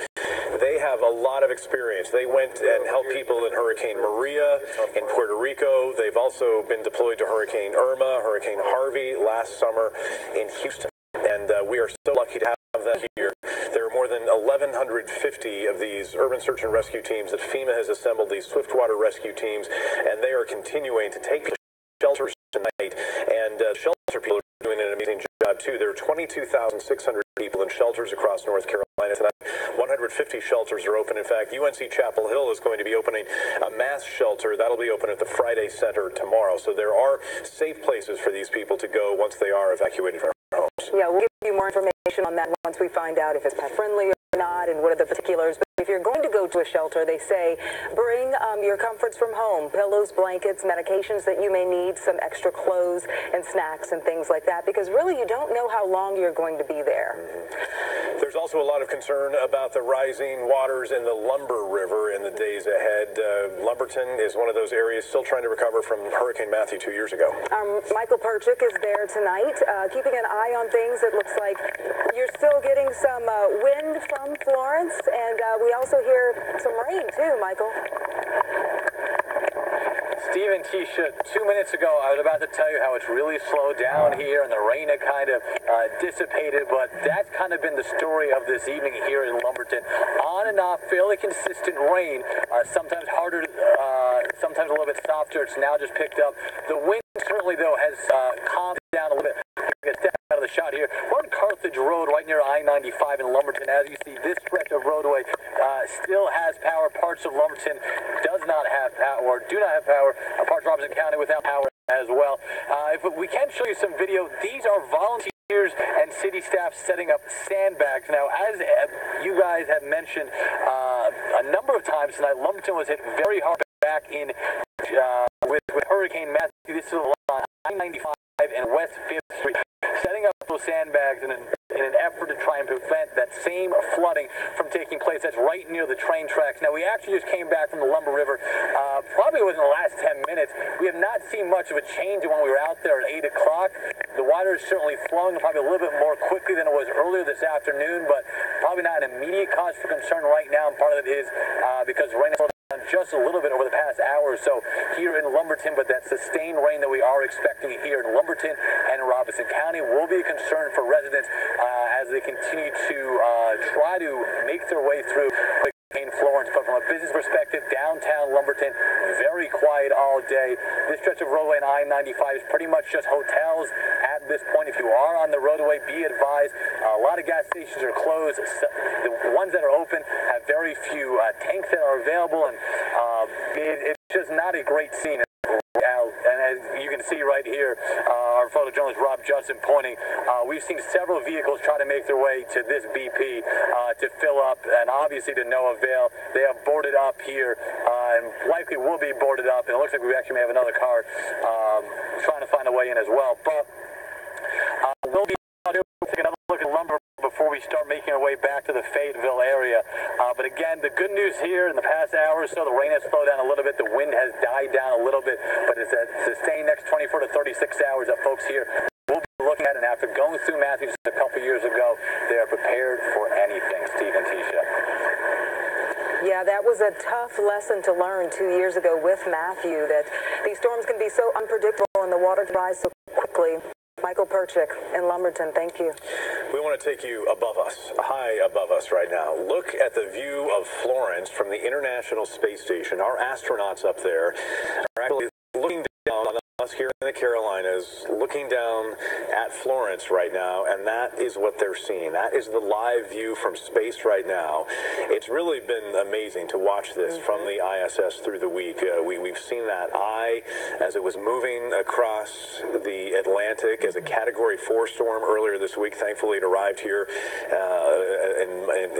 as a much weaker hurricane, Category 1 hurricane when it made landfall. But the immensity of this storm is what's so mind-boggling. 400 miles apart, and underneath that right there is where we are dealing with so much devastation and so much flooding tonight. It's hard to believe that something so beautiful could wreak so much havoc on so many people, but that's a unique angle to see this storm from. Yeah.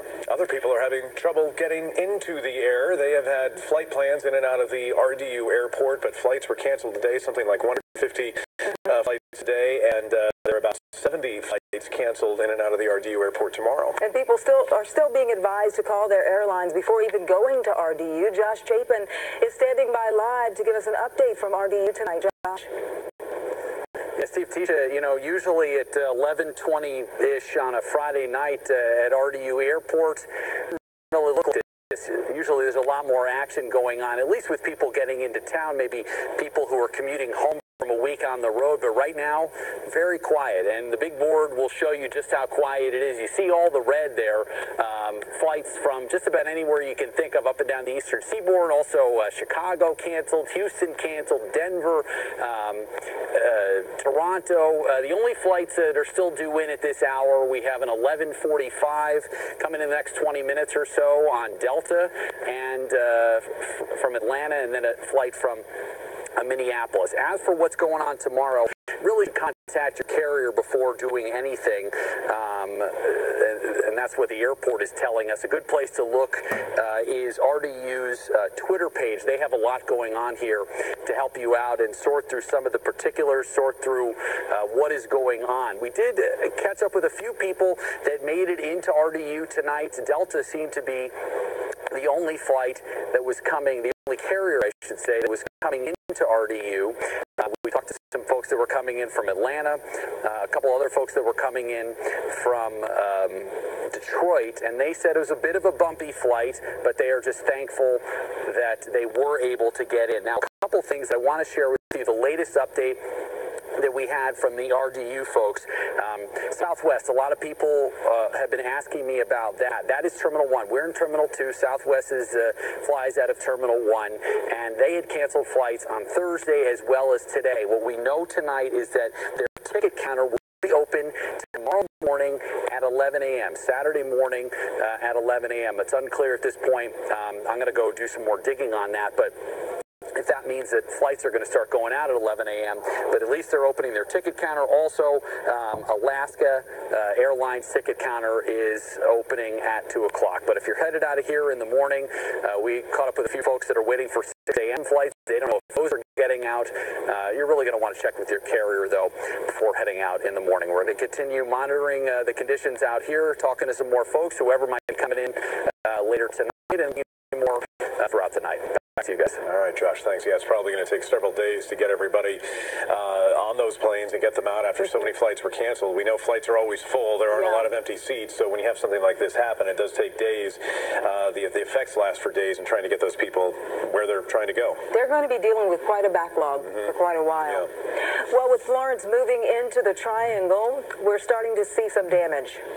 Take a look at from here. Several trees causing problems for car owners. This is on Gear Street. We had a breaking news crew there on the scene. This tree fell into the street, and then that car crashed into it. You can see there's quite a bit of front-end damage there. We're working to learn if anyone was hurt. And this is really a warning for us all. There are so many downed trees all across our viewing area right now, and that's why there are curfews in a lot of communities. There are no street lights. It's really hard to see, and you could end up like this person right here, crashing into a downed tree across the middle of the street. And we also have something from Braxton Street to show you. This is off of North Miami Boulevard. A tree fell there, blocking the road. Some of the branches landed actually on a car, on the back of this car you see there. And on University Drive in Durham, another tree fell in the street there. It didn't block the road, but it did damage the windshield on this car you're seeing right here. And we will see more of that as the strong winds continue and the rain continues across the area. We want to take you back to New Bern right now for a really an amazing sight here. This is on the homepage for the News and Observer right now. They are our news gathering partners, and this picture is really getting a lot of traction online right now. Andrew Carter is the NNO reporter who was there reporting this. Travis Long was the photojournalist who took this picture. That man right there, his name is Robert Simmons Jr. And you can see there he was rescued with his kitten. He's named his kitten Survivor. They were stuck in their house since last night, but that boat came in and rescued them. The team from the News and Observer was right there as it was happening. Robert explained to Andrew Carter, the journalist, that he had to leave his dad behind. His dad didn't want to leave, so he left his dad behind in that home in New Bern that was flooding, and we have to hope that Robert's dad is doing okay tonight.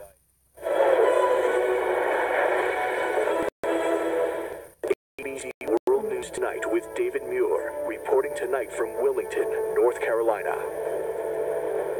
And good evening tonight from Wilmington, North Carolina, where Hurricane Florence slammed into this state, making landfall today and carving a deadly path. Here in Wilmington at the airport, not far from where we're standing right here, wind gusts reaching 105 miles per hour at one point, not seen since Hurricane Helene in 1958. And when you have a hurricane of this size and this scope, this is what you see in its wake. Our drone flying over one of the neighborhoods not far from here. Homes damaged, trees down everywhere. It's really everywhere you look. And authorities want everyone to know tonight, this storm is still churning. This satellite from the moment it made landfall. The governor just telling me moments ago they are extremely concerned over the flooding to come. This storm and its tropical storm force winds are still nearly 300 miles across at this hour. This hurricane has been terrifying for so many here. The city of New Bern, north of here, trapped between two rivers. The flooding was almost immediate. Before the sun even came up, hundreds trapped in their homes with fast rising water. We were embedded with the rescue teams there, racing to get to them, and you'll see what we witnessed. And here in Wilmington, the heartbreaking discovery tonight. We were on the scene of prayer as a mother and her infant were discovered in a home. They did not survive. A tree came crashing down. Tonight, this massive storm is still at it, millions still in the path, and we begin with ABC's Gio Benitez in New Bern tonight. The water was rising so fast, those families were trapped. Rescues still underway tonight. Florence raging ashore before dawn. Hurricane force winds turning debris into projectiles, driving rain, flooding streets, and in New Bern, North Carolina, a 10-foot storm surge submerging cars and trapping hundreds in their homes. Call after call for help. It's starting to get deep out, folks. Jay Schreiber with his wife shooting this video from the second floor. I would say it's probably 12 feet up from normal. A lot of debris out there, some heavy things that shouldn't be this close to buildings. People all night long have been in attics and roofs asking for help, and with the resources we had, we got them out there. We are calling for more resources. Hundreds rescued. The National Guard saving this family, helping them into high water vehicles. This is the real deal here. Our team with the elite urban search and rescue team, New York Task Force 1. Members of the NYPD and the FDNY going door to door to help. We've done the first section. Navigating dangerous currents to find trapped residents. When you can help your fellow man, when you can get out there and do what you're trained to do, that's a great thing. Everyday Americans rushing in to help too. We found volunteer rescuers with a boat in tow, not letting a roadblock get in the way. But look at this, those rescuers are right now trying to cut this tree up so they could clear the road and get to New Bern. They weren't giving up. I mean, you guys wasted no time right away. You just pulled up, we jumped out and started cutting. The destruction here, incredible. Ceilings caved in, windows blown out, trees down everywhere. And David, we can't even keep driving because the water just keeps rising. Take a look right there. That truck is just underwater. And right next to us, we have the massive Neuse River. There's just so much water here that river just can't drain it. So it's a recipe for disaster, David. Gio Benitez tonight leading us off. Gio, thank you. And here in Wilmington, the discovery as we drove through neighborhoods today, so much destruction, those trees down, and in one case, a heartbreaking discovery. The frantic effort underway tonight to rescue those in the path of Florence. First responders out at daybreak after the hurricane first began battering the coast. Here in Wilmington, neighbors holding one another after a massive tree came crashing down on a young family's home. Firefighters were in a race to try to rescue the three trapped inside. A mother and her infant did not survive. They struggled to get the father out, managing to free him. He was rushed to the hospital. The fire chief was on the scene, how they had to cut through the tree to get to the family. These firefighters were out here in the height of this storm working this rescue, basically, and very, very difficult. Firefighters and first responders outside the home kneeling in prayer amid the horror they had discovered. It all began in the early morning hours, hurricane-force winds, as Florence slammed into the coast, making landfall as we were on the air. The eye of Hurricane Florence is expected right here in Wilmington imminently. In fact, the eye wall has already made landfall. It's moving inland. You can see the winds are just ferocious right now. Wind gusts reported up to 97 miles per hour right on the coast. Wind gusts at the Wilmington International Airport reaching 105 miles per hour, the highest recorded gust since Hurricane Helene in 1958. Look at the sheer amount of water already arriving, and the eye of Florence isn't even here yet. What they're most concerned about is the rain. It's expected up to 40 inches of rain. Police cars on the roads pounded by those heavy winds and rain. Winds chewing up this gas station, the roof collapsing. Then carried away by the winds. The storm surge as high as 10 feet in some places. This boat battered and dropped on land. Streets blocked, trees down, trapping hundreds of residents in high water. And it all happened very quickly. From the highway in Wilmington, the view of the shopping center in the distance, the lights flickering, then off. Across town, this parking lot suddenly in total darkness. Look at this. Look how high this is now. It's twice as deep as it was 10 minutes ago. Walt Creighton has been stranded in a home surrounded by water. They've been relying on a generator. That's now in danger because of the rising waters. We're about to have to kill the generator. It's about to be underwater. Look at this. It's a generator that was blamed for a death in Kinston. As a resident was trying to plug their generator in, he was electrocuted. In Pender County, a woman dying of a heart attack. Emergency crews were unable to get to her because of downed trees. Tonight here, the damage is vast and widespread. Part of the roof being ripped off this retirement home in Wilmington, this auto repair shop, and the cars crushed. So many lives affected, and those firefighters and an entire community praying tonight after learning of that young mother and baby lost. Very sad and difficult scene today, not far from where we're broadcasting here tonight, and there are very real worries going into this evening. Flash flooding, possible tornadoes, and North Carolina Governor Roy Cooper telling me just moments ago what he's most worried about going into this Friday night. Governor Cooper, thanks for joining us. I know you have a lot on your plate, and there are still significant concerns ahead as nightfall approaches. You're dealing with possible flash flooding and possible tornadoes as we go into the night? Our main worry is water and flooding. With every inch rain, our rivers rise, and we'll see significant flooding on into next week. Could be of historic proportions. Governor Cooper, what would you like to say to so many people who I'm sure are nervous about their property? They just want to get back to check on what survived and what didn't as we head into these evening hours? There's a great temptation to want to go back east and to view your property. Do not go. Stay in place. People are still being rescued in coastal North Carolina. I'm telling people to stay where you are. Don't go back until you get the all clear. Well, Governor, we thank you for your time. We know you're extremely busy tonight, and we just want to applaud the emergency teams across the state and really all the volunteers we've met. It's been really something to witness here. Thank you, Governor. Thanks a lot, David. We appreciate it. North Carolina's Governor Roy Cooper tonight. Our thanks to the governor. Let's get right to Chief Meteorologist Ginger Z. Ginger, you heard what the governor said there. The storm is still obviously very dangerous tonight, but the governor is very worried about flooding still to come. He's right to be worried, David. That is absolutely the truth. You know, there's a place just north and east of here that's already had close to 20 inches of rain, and that is going to go upwards of 30 and even 40 inches. The thing is, if you don't get in a car in the next 24 hours, and if you're in that flash flood warning, you have a much better chance of survival. People are going to die when they get in their car and go to check on their properties. He was exactly right there. Raleigh and Fayetteville both included, so it goes that far west. The track then takes this storm west through South Carolina, and then eventually into eastern Tennessee. It becomes a low and out of Pennsylvania. What it leaves behind is an additional, I'll say it again, additional 10 to 15 inches. David, behind me, 3 giant trees in a row in this historic district. They came into this storm 20 inches above their average to date. This is a saturated place that is obviously being inundated. David? Those rainfall totals you're forecasting, just incredible. Ginger, our thanks to you. And I took note there on the swirl that radar, Myrtle Beach, right in the thick of it. Let's get right to ABC's Tom Yamas. He's in Myrtle Beach tonight, South Carolina. Tom?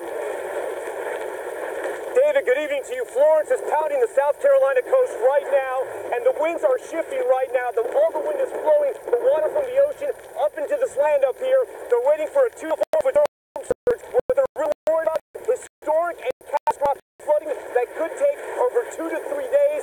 Just west of us, 5 rivers meet together. They possibly could all crest at record levels. David, back to you. Tom Yamas in Myrtle Beach tonight.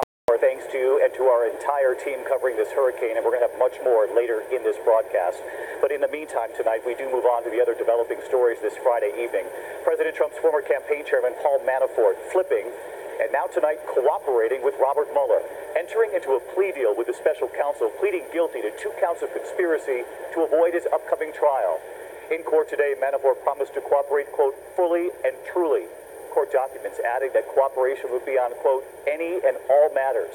So what could this mean for President Trump? Here's ABC's Chief Justice correspondent, Pierre Thomas. He was the picture of confidence, the campaign chairman at Donald Trump's side at the Republican National Convention. But today in court, Paul Manafort appeared ashen, softly pleading guilty to multiple felonies. At times, his voice barely audible. Tough day for Mr. Manafort, but he's accepted responsibility. He was already facing up to a decade in prison after convictions on bank and tax fraud. He's now agreed to cooperate with special counsel Robert Mueller. He's agreeing to cooperate, and you're expecting so fully and thoroughly? We do. Thank you. In court, Manafort pledged to cooperate fully and truly. Prosecutors described a broad cooperation agreement covering any and all matters the government deems relevant. That will likely include the now infamous Trump Tower meeting, Donald Trump Jr., Jared Kushner, and Manafort sitting down with a Kremlin-connected attorney they were told had dirt on Hillary Clinton. Manafort is the 5th member of Trump's campaign team to plead guilty in recent months. Just weeks ago, it was the president's former personal attorney turning on Trump. You know, they make up stories. People make up stories. This whole thing about flipping, they call it, it almost ought to be outlawed. It's not fair. Pierre joins us live tonight from Washington. Pierre, how is the president's team now responding to news that Paul Manafort is now cooperating with the special counsel? David, we have a statement from Trump's attorney, Rudy Giuliani. He says, quote, once again, an investigation has concluded with a plea having nothing to do with President Trump or the Trump campaign. The reason? The president did nothing wrong, and Paul Manafort will tell the truth. David? Pierre Thomas tonight. Pierre, our thanks to you. And next year this evening, that state of emergency in Massachusetts tonight, a deadly chain reaction gas explosions. This was all breaking as we were on the air just 24 hours ago. Dozens of homes all burning at the same time in several different communities. And what we've now learned, police with infrared imaging stopping another major explosion before it could happen. Here's ABC's Lindsay Davis tonight. Tonight, residents still reeling after gas explosions rocked 3 communities north of Boston Thursday. With 60 to 80 structure fires, surrounding fire departments were overwhelmed. At least 12 buildings were left to burn. Gary Lang put the fire in his furnace out himself with sweatpants. And I started fanning it, and it eventually went out. At least 25 people injured, and 18-year-old Lionel Rondon killed when a chimney from this house fell on his car. What is believed to be at fault? An issue with a high-pressure gas main. The mayor emotional today, lashing out at the gas company. Since yesterday, the least informed and the last to act has been Columbia Gas. And new infrared aerial images from the police show what they say was another major gas leak under the pavement, caught in time. 2 people remain in the hospital. The gas company apologized tonight and said they are working to fix things safely and that the NTSB has taken over the investigation. David. Lindsay Davis in Lawrence, Massachusetts. Lindsay, thank you.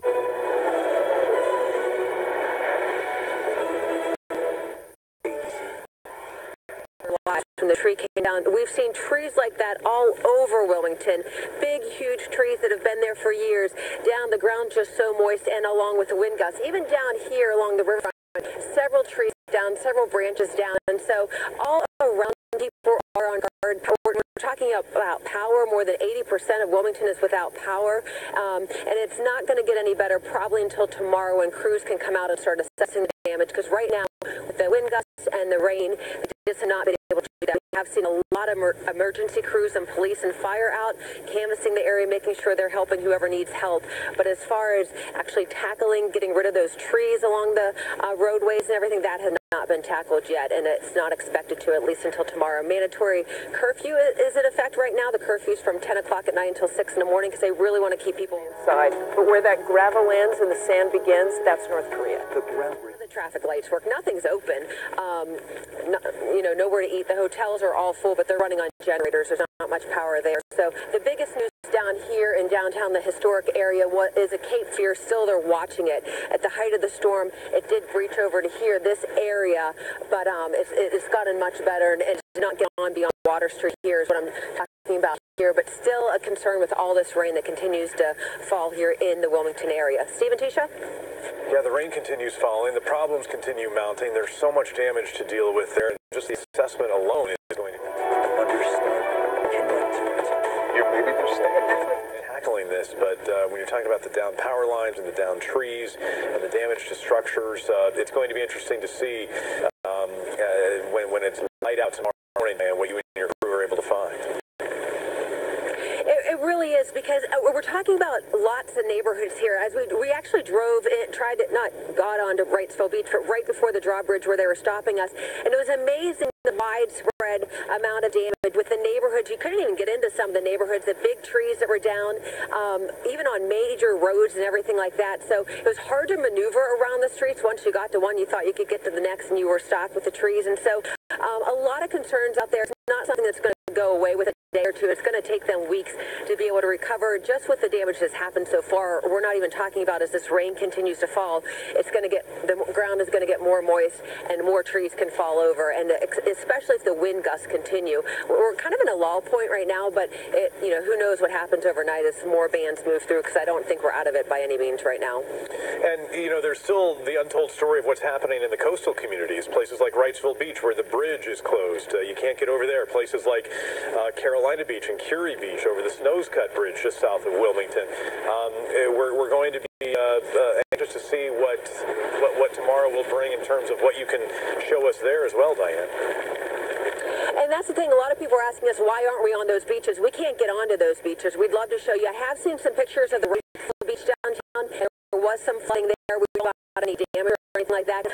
Not many people we heard were riding out that storm. When I left the island, I was evacuated from the island. There were only a handful of people that told me they were staying, and that they were only staying if it was not going to get bad. But we do know there was some flooding over there. So once daylight hits tomorrow, it'll be very interesting to see the amount of damage that is there, and hopefully this rain can fall. I heard Brittany talking about the rain train. I would love to get a ticket off that rain train, but I don't know if that's going to happen anytime soon. Yeah, you need to get on the sunny and dry train on the beach and relax a little bit. You and Domenico Zolano, your photojournalist, have been doing just an amazing job for us for the past several days. Diane, we really appreciate it. We'll check in with you again a little bit later. The city of Raleigh has been very focused, proactively sending out text messages and robocalls to people in flood-prone areas like Crabtree Creek. They were very concerned about that in the days leading up to this, especially with those initial rainfall forecasts called for potential essentially 24 inches of rain across the Raleigh area. Thankfully, that didn't pan out. The forecast calling for 3 to 5 inches of rain, but still a lot of rain is falling on Capital City tonight. You know, it only takes just a small amount of rain to get Crabtree Creek to overflow, and people at Crabtree Valley Mall know if it's going to rain, you probably shouldn't park your car in certain areas. Duan Hogard is there tonight with a look at how things are going. Is the usual spot that floods at the mall flooded tonight, Duan? Oh, just not yet, but I mean, all you have to do is stand here. You can feel how heavy that wind is and how heavy that rain is, and just part of that proactive push. I mean, you come out here to Crabtree Mall, you'll find that there are barriers at all of the entrances that prevent any cars from actually getting onto the property. Now, normally, from where we know that it floods over off this direction near the Mexican restaurant here, from what I'm understanding, it is a little bit difficult to tell if there is any sort of flooding at all, but from what we can tell, it does not appear to be. We also went on the road that runs behind Crabtree Mall just to kind of get a good idea for what the area behind there looks like. That road behind there is not flooded, but again, the mall doing an absolute great job of blocking all of the entrances here to make sure that you don't find any cars that are stranded out there on mall property. And one big proactive push is that earlier this week, certain entrances to the mall for where we know water likes to creep up, crews were there putting some sort of barrier in front of the entrances of the mall to keep water from seeping in. We're also finding it near Coastal Federal Credit Union near me, and also near Charles Schwab and Bank of America. You have barriers in front of the entrance just to keep water from seeping in, and that's one proactive thing that they are doing. And with all of this rain and the wind that's hitting in the area, earlier today, Governor Roy Cooper, speaking at the Emergency Operations Center, and just going through the facts of what Hurricane Florence and now Tropical Storm Florence and what it's doing to our state. The number of people in the state without power, the number of people who have died so far in the state, and even mentioning that there are over 20,000 people in shelters right now, and over 150 shelters across our state. And just one big push that we likely haven't seen in quite some time. UNC Chapel Hill, they're holding their tennis center, allowing that to be a shelter, and they're also joining Wake Forest University and being two large universities in the state of North Carolina who are opening up their campuses just so folks are able to go somewhere in the event that they actually need to evacuate and have some shelter. And speaking of the evacuation part, there are people who have already been told to evacuate. Governor Cooper is saying today, reminding people just because the storm has passed where you are, or perhaps that you've already evacuated, it's still not safe for you to go home. Definitely still stay at the evacuation center until you get the okay to go home. Now, I do want to play for you a short snippet of what Governor Cooper said today as he addressed the state of North Carolina. If you're in the storm's path, take shelter and stay there. And if you've already evacuated to a safe place, please stay put. Now is not the time to try to return home. Many roads across North Carolina are flooded and impassable, and the roads in many areas are getting worse. Resist the urge to go out and check on the damage. We have days of rain ahead of us. And one important thing to note, President Donald Trump saying he's going to visit North and South Carolina between early part of next week to the mid of next week. What I did do at the earlier press conference is I asked Governor Roy Cooper if President Trump had already reached out to him, and if so, does he plan on accompanying the president on his trip here to the state? The governor telling me that's nothing that they have arranged just yet, but right now the focus in North Carolina is on the rescue effort. That's the absolute latest for now. I'm going to toss it back to you, Stephen Tisha. All right, Duan Hogard at Crabtree Valley Mall. Duan, thanks very much. And that news was breaking this afternoon that President Trump will be here somewhere in the Carolinas. We don't know what day next week or exactly where, but that's something the White House is sorting out right now. He wants to, he says, come and see if the recovery effort is going. It has been busy in Raleigh. Duan was talking about the situation there. Fortunately, no severe flooding, but we do know that Raleigh firefighters and Raleigh police have responded to 150 calls between midnight last night and 7 p.m. tonight. Yeah, everything from downed trees, malfunctioning traffic lights, to electrical problems, and even on the Raleigh police Department's Twitter. There were people thanking them because the police officers were standing in the street directing traffic when those power lights were out. So they put in an extra effort today in the storm. Yeah, they really did.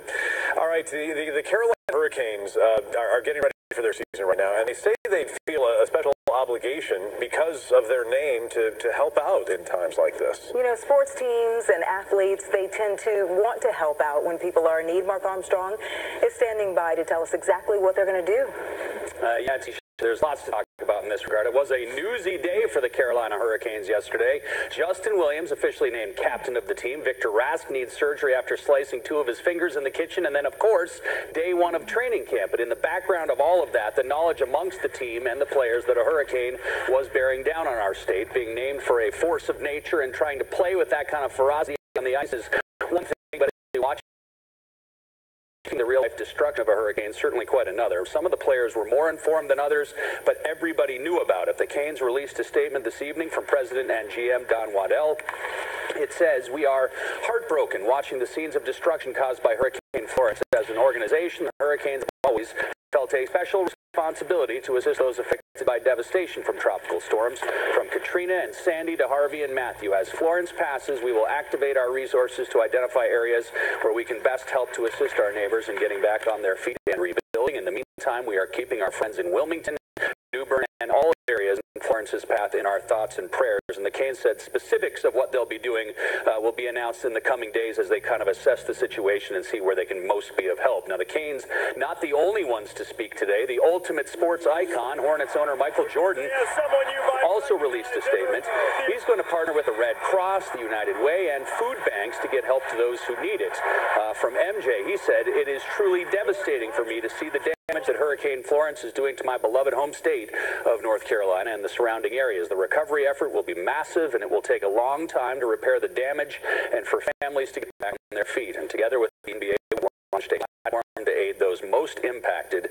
Please join me, the Hornets organization, and the NBA, and donate to one of the local organizations assisting in the relief and recovery efforts. To all those affected, stay safe and know that we are here to help." Now, yesterday, it was actually Panthers owner David Tepper who promised that his team also would aid in the recovery process. And NC State basketball coach Kevin Keith said today via Twitter that he is coordinating an effort for college hoops programs from all over the country to chip in and help the victims of Hurricane Florence. A similar thing had happened, guys, with Harvey and Kelvin Sampson, who's the head coach at Houston. He kind of coordinated with all athletic programs, college and all over the country, and got a huge response. So I think Kevin Keith is hoping to do the same thing here. Yeah, we ran well. It was amazing, the amount of money they raised. Mark, thanks very much.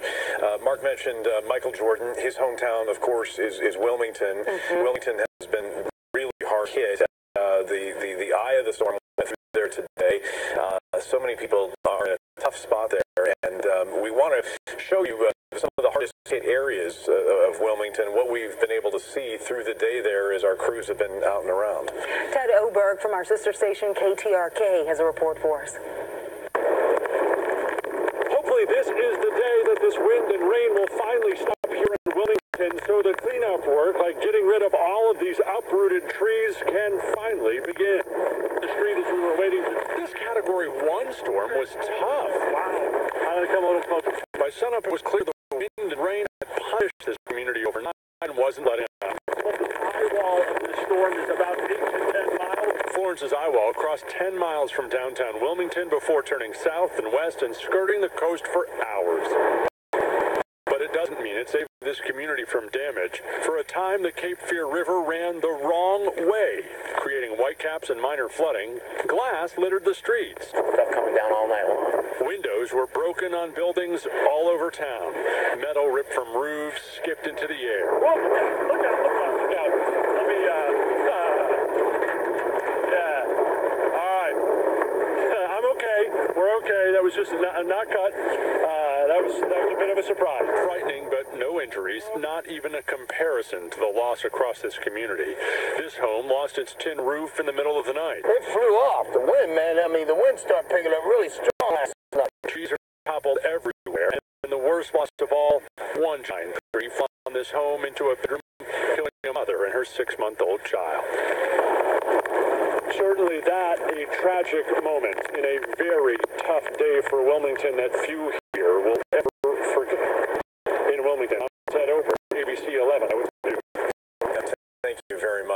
reporting on that through the day. Such a horrible tragedy at that house on Mercer Avenue in Wilmington, and our hearts are with that family, the neighbors, the first responders who were there on the scene. It's just been a horribly difficult day for them. They worked so hard to try to save their lives, and sometimes tragedy happens. Yeah. Well, we want to get a real-time view, a live view right now of what's happening in Wilmington. We've had our journalists there going really block by block, neighborhood by neighborhood, trying to understand the scope of the destruction there tonight. And Gary Cooper has been our guy on the street in Breaking News 1 in Wilmington, kind of giving us an up-close view of how things are down there. Gary? Yeah, to put a punctuation point, Mark, if you will, on that piece, this is Market Street, about a mile or two from downtown Wilmington. This isn't the tallest tree that I've come across in Wilmington that's been knocked over, but it certainly is one of the widest. It's blocking the entire 2 lanes here on Market Street, but just look how big that stump is, and just if I can just move over a little bit, it just ripped out the stump and the entire tree, just knocked it over like a chess piece. And that slab on the right side of your screen, that's the sidewalk too. It just uprooted the sidewalk as well. It just totally the storm just did whatever it wanted to do to this massive tree. By looking at it when it was standing upright, I would imagine.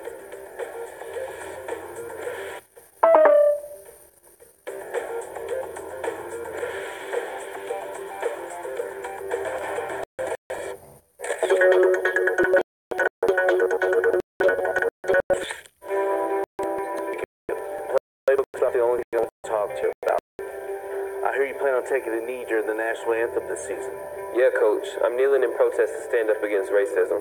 Colin Kaepernick's silent action in 2016. 49ers quarterback choosing a new form of protest. The football star kneeling during last night's national anthem, creating a very loud reaction. A wave of NFL members coast to coast, entire teams linking arms in solidarity. And the debate is heating up, just as Nike taking sides.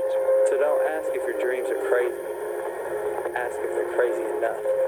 Revealing their new Just Do It campaign featuring Kaepernick, reacting by destroying Nike gear, using the hashtag #JustBurnIt. I don't like what Nike did. I don't think it's appropriate. I honor the flag. The movement is causing repercussions from the NFL to high school. High school football players at a private school in Texas have been kicked out of the team taking a knee during the national anthem. Politics has no place in the field, Jacob. I'm telling you right now, you're required to stand. You really keep me from playing for this, Coach? This is something I strongly believe in. Taking a knee during the national anthem. That debate has turned the country's most popular sport, football, into its most polarizing. You're out to lunch when you overhear a high school coach arguing with his team captain over the player's decision to take a knee. What would you do? I believe this is an opportunity to make a positive change in our town. And with the new NFL season underway, we're setting up the same scene in 2 different places. The Bronx, New York. I don't have the right to free speech. I don't think you understand, Jamari. Freedom isn't free. You should be standing up for our country. And Coach. Hey, buddy. Bardstown, Kentucky, where this couple is grabbing lunch at the old Talbot Tavern. But I'm ready for the season. I know it's coming up. It is. It's got to you. You got to stay focused. And I need to talk to you about something. The conversation between our coach and his star player veers away from the game. I've been hearing that you're willing to take a knee during the game, and I'm not happy with that. They tune right in. Why would you want to kneel during the anthem? Because it shows that we're standing up against police brutality. They stay silent as our coach issues his ultimatum. I've got the right to get off my team. Are you serious? And when coach storms out... I'm out of here. I'm out of here. Americans have freedom of expression. I mean, I understand why you're doing it. She lets him know she's on his team. I disagree. I think you're disrespecting the flag. I mean, there's a time and place to show what you stand up for, but I don't think disrespecting the flag is part of it. Turns out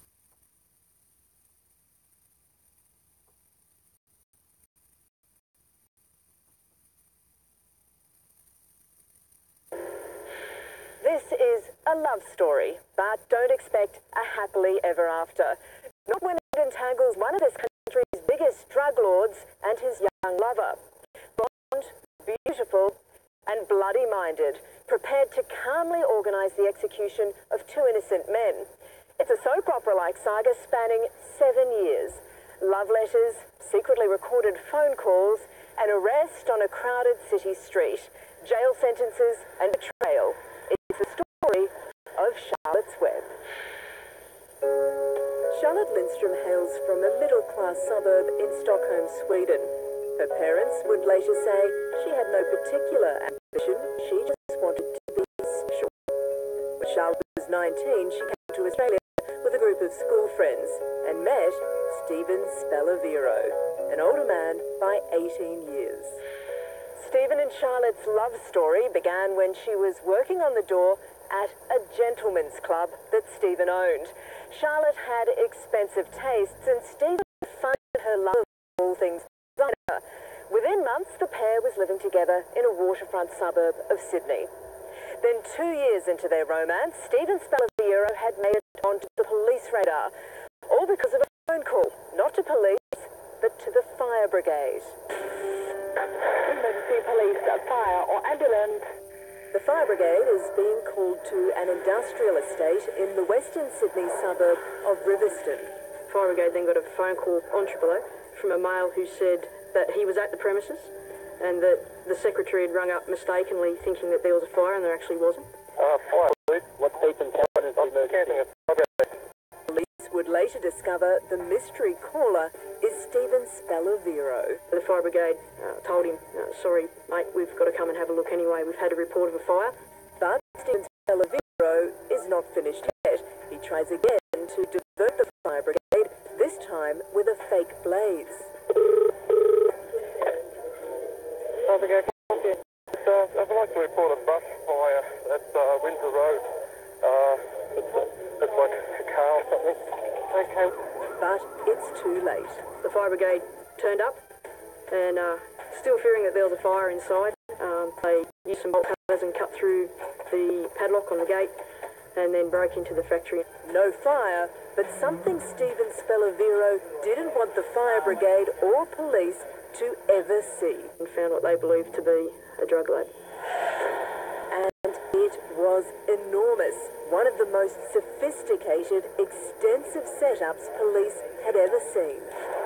This is the actual police footage from the crime scene.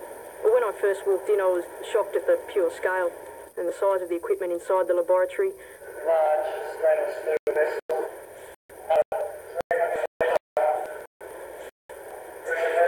Those vessels would be used to mix the substances to make drugs. Working in the area of drug labs for so long, if we found a lab that had a 20-litre reaction flask, we were quite excited. We considered that to be a large lab. There were three 300-litre stainless steel vessels and a large 780-litre vessel. Browny coloured liquid. Looks like it has an oily scum up top. There were two 50-litre beer kegs on the ground with specially manufactured condensers attached to them that were undergoing distillation at the time, so the drugs were being distilled. But it's what police are about to find upstairs that will really surprise them. On the ground was some electric blanket covered in orange plastic. On top of the orange plastic was this brown powder, which turned out to be MDMA or ecstasy. There's about 6 kilos just laying there drying. The electric blankets were turned on. 6 kilograms of pure ecstasy. Bag after bag of drugs packed as evidence.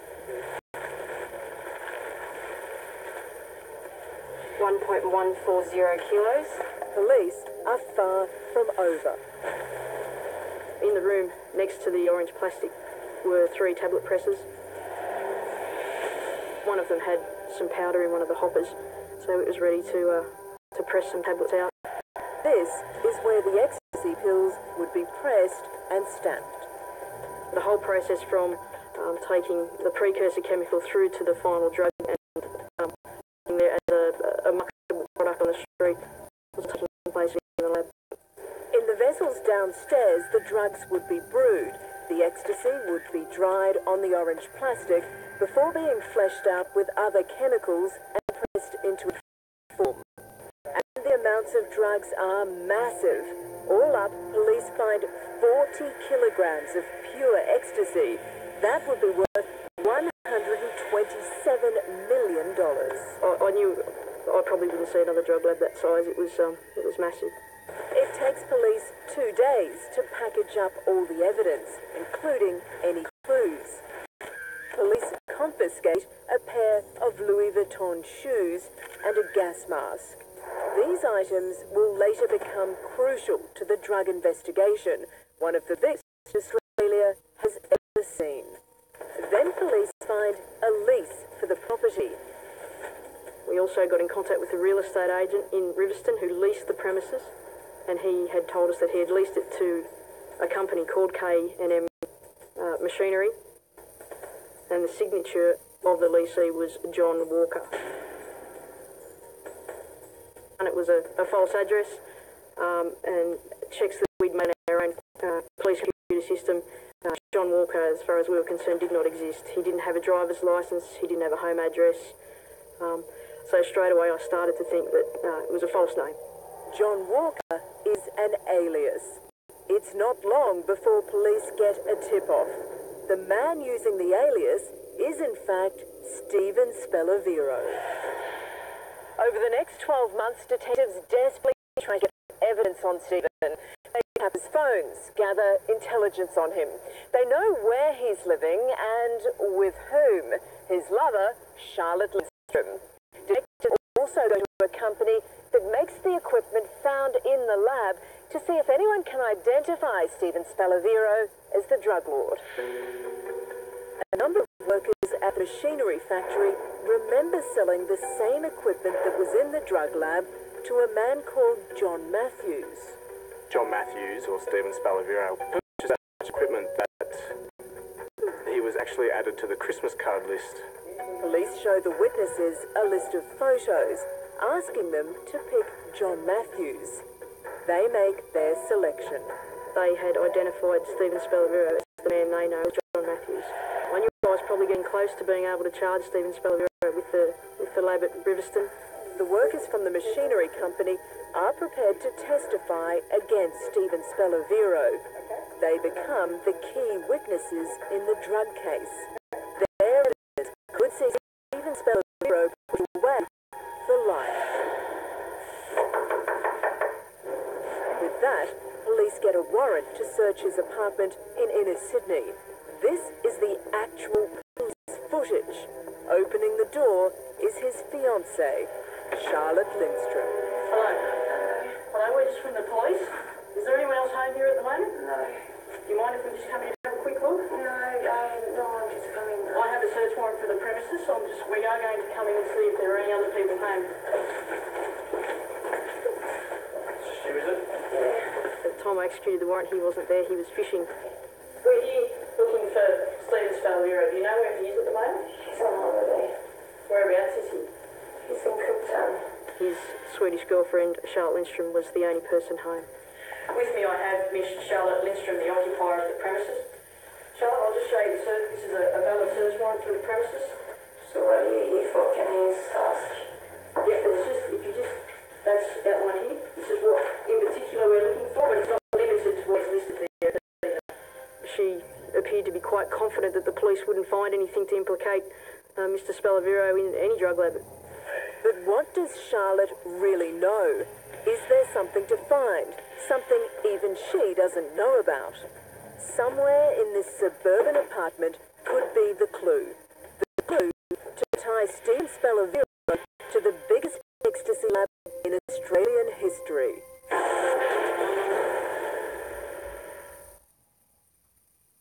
Police are in the middle of a search of an apartment in inner Sydney. It belongs to Stephen Spallavero. Police have tapped his phone.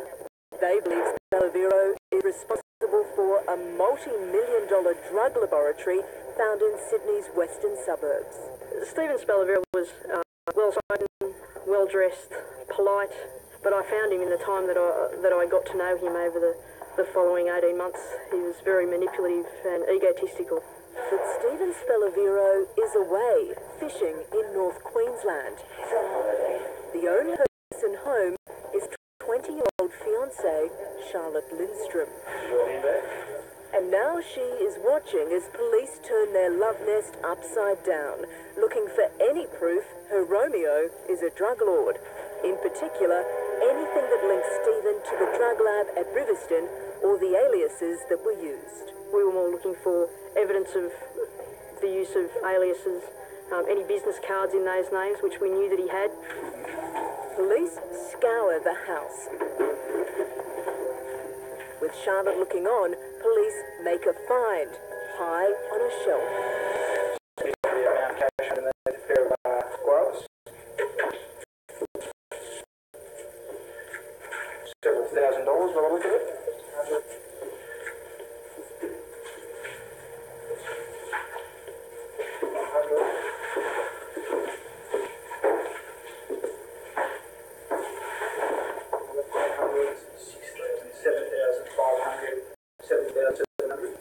But Stephen and Charlotte have expensive tastes. That could be just pocket money. Detectives continue to go through the house, moving to the bedroom, checking underneath the mattress. Hang on.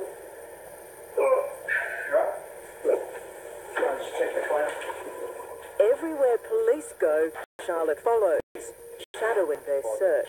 No, that's, yeah, just be careful with that because that's all. I thought you were worried about your shoes. Oh yeah, I'm worried about the shoes too. Then, under the television cabinet, a box. There's nothing inside. The box itself is a find for police. The record. This is a brown cardboard box just located by Detective Bennett in the cupboard here. The box is for a pair of size 9 Louis Vuitton men's shoes. And police have seen shoes like this before. Remember? From the multi-million-dollar drug lab. When we executed the warrant on that date, there was a Louis Vuitton shoebox for those joggers in a size 9 in the house. We weren't searching for that. That was more of a bonus thing that you come across when you're doing search warrants. Police are having those shoes forensically examined, hoping to get DNA from them. DNA that could bring down Stephen Spellavero. Police have failed to find in the apartment any evidence that Stephen Spellavero has used the aliases. We did a fairly thorough search and came up with nothing. Police do have enough to arrest Stephen. They have the 2 witnesses, workers from the machinery company, prepared to testify against Stephen Spellavero, and their evidence will link him to the lab. Police leave their details with Charlotte, asking her to get Stephen to phone them when he returns from his fishing trip. Got a phone call on my mobile phone, and it was from Stephen Spellavero. I recognised the voice almost instantly after months of listening to him on our telephone intercepts. He wasn't real keen to meet me at a police station. He thought that we could just get together for a coffee and sort it out. He attempted to meet me, to meet me at the police station, and not me arresting him. I really had to explain that that was the case, and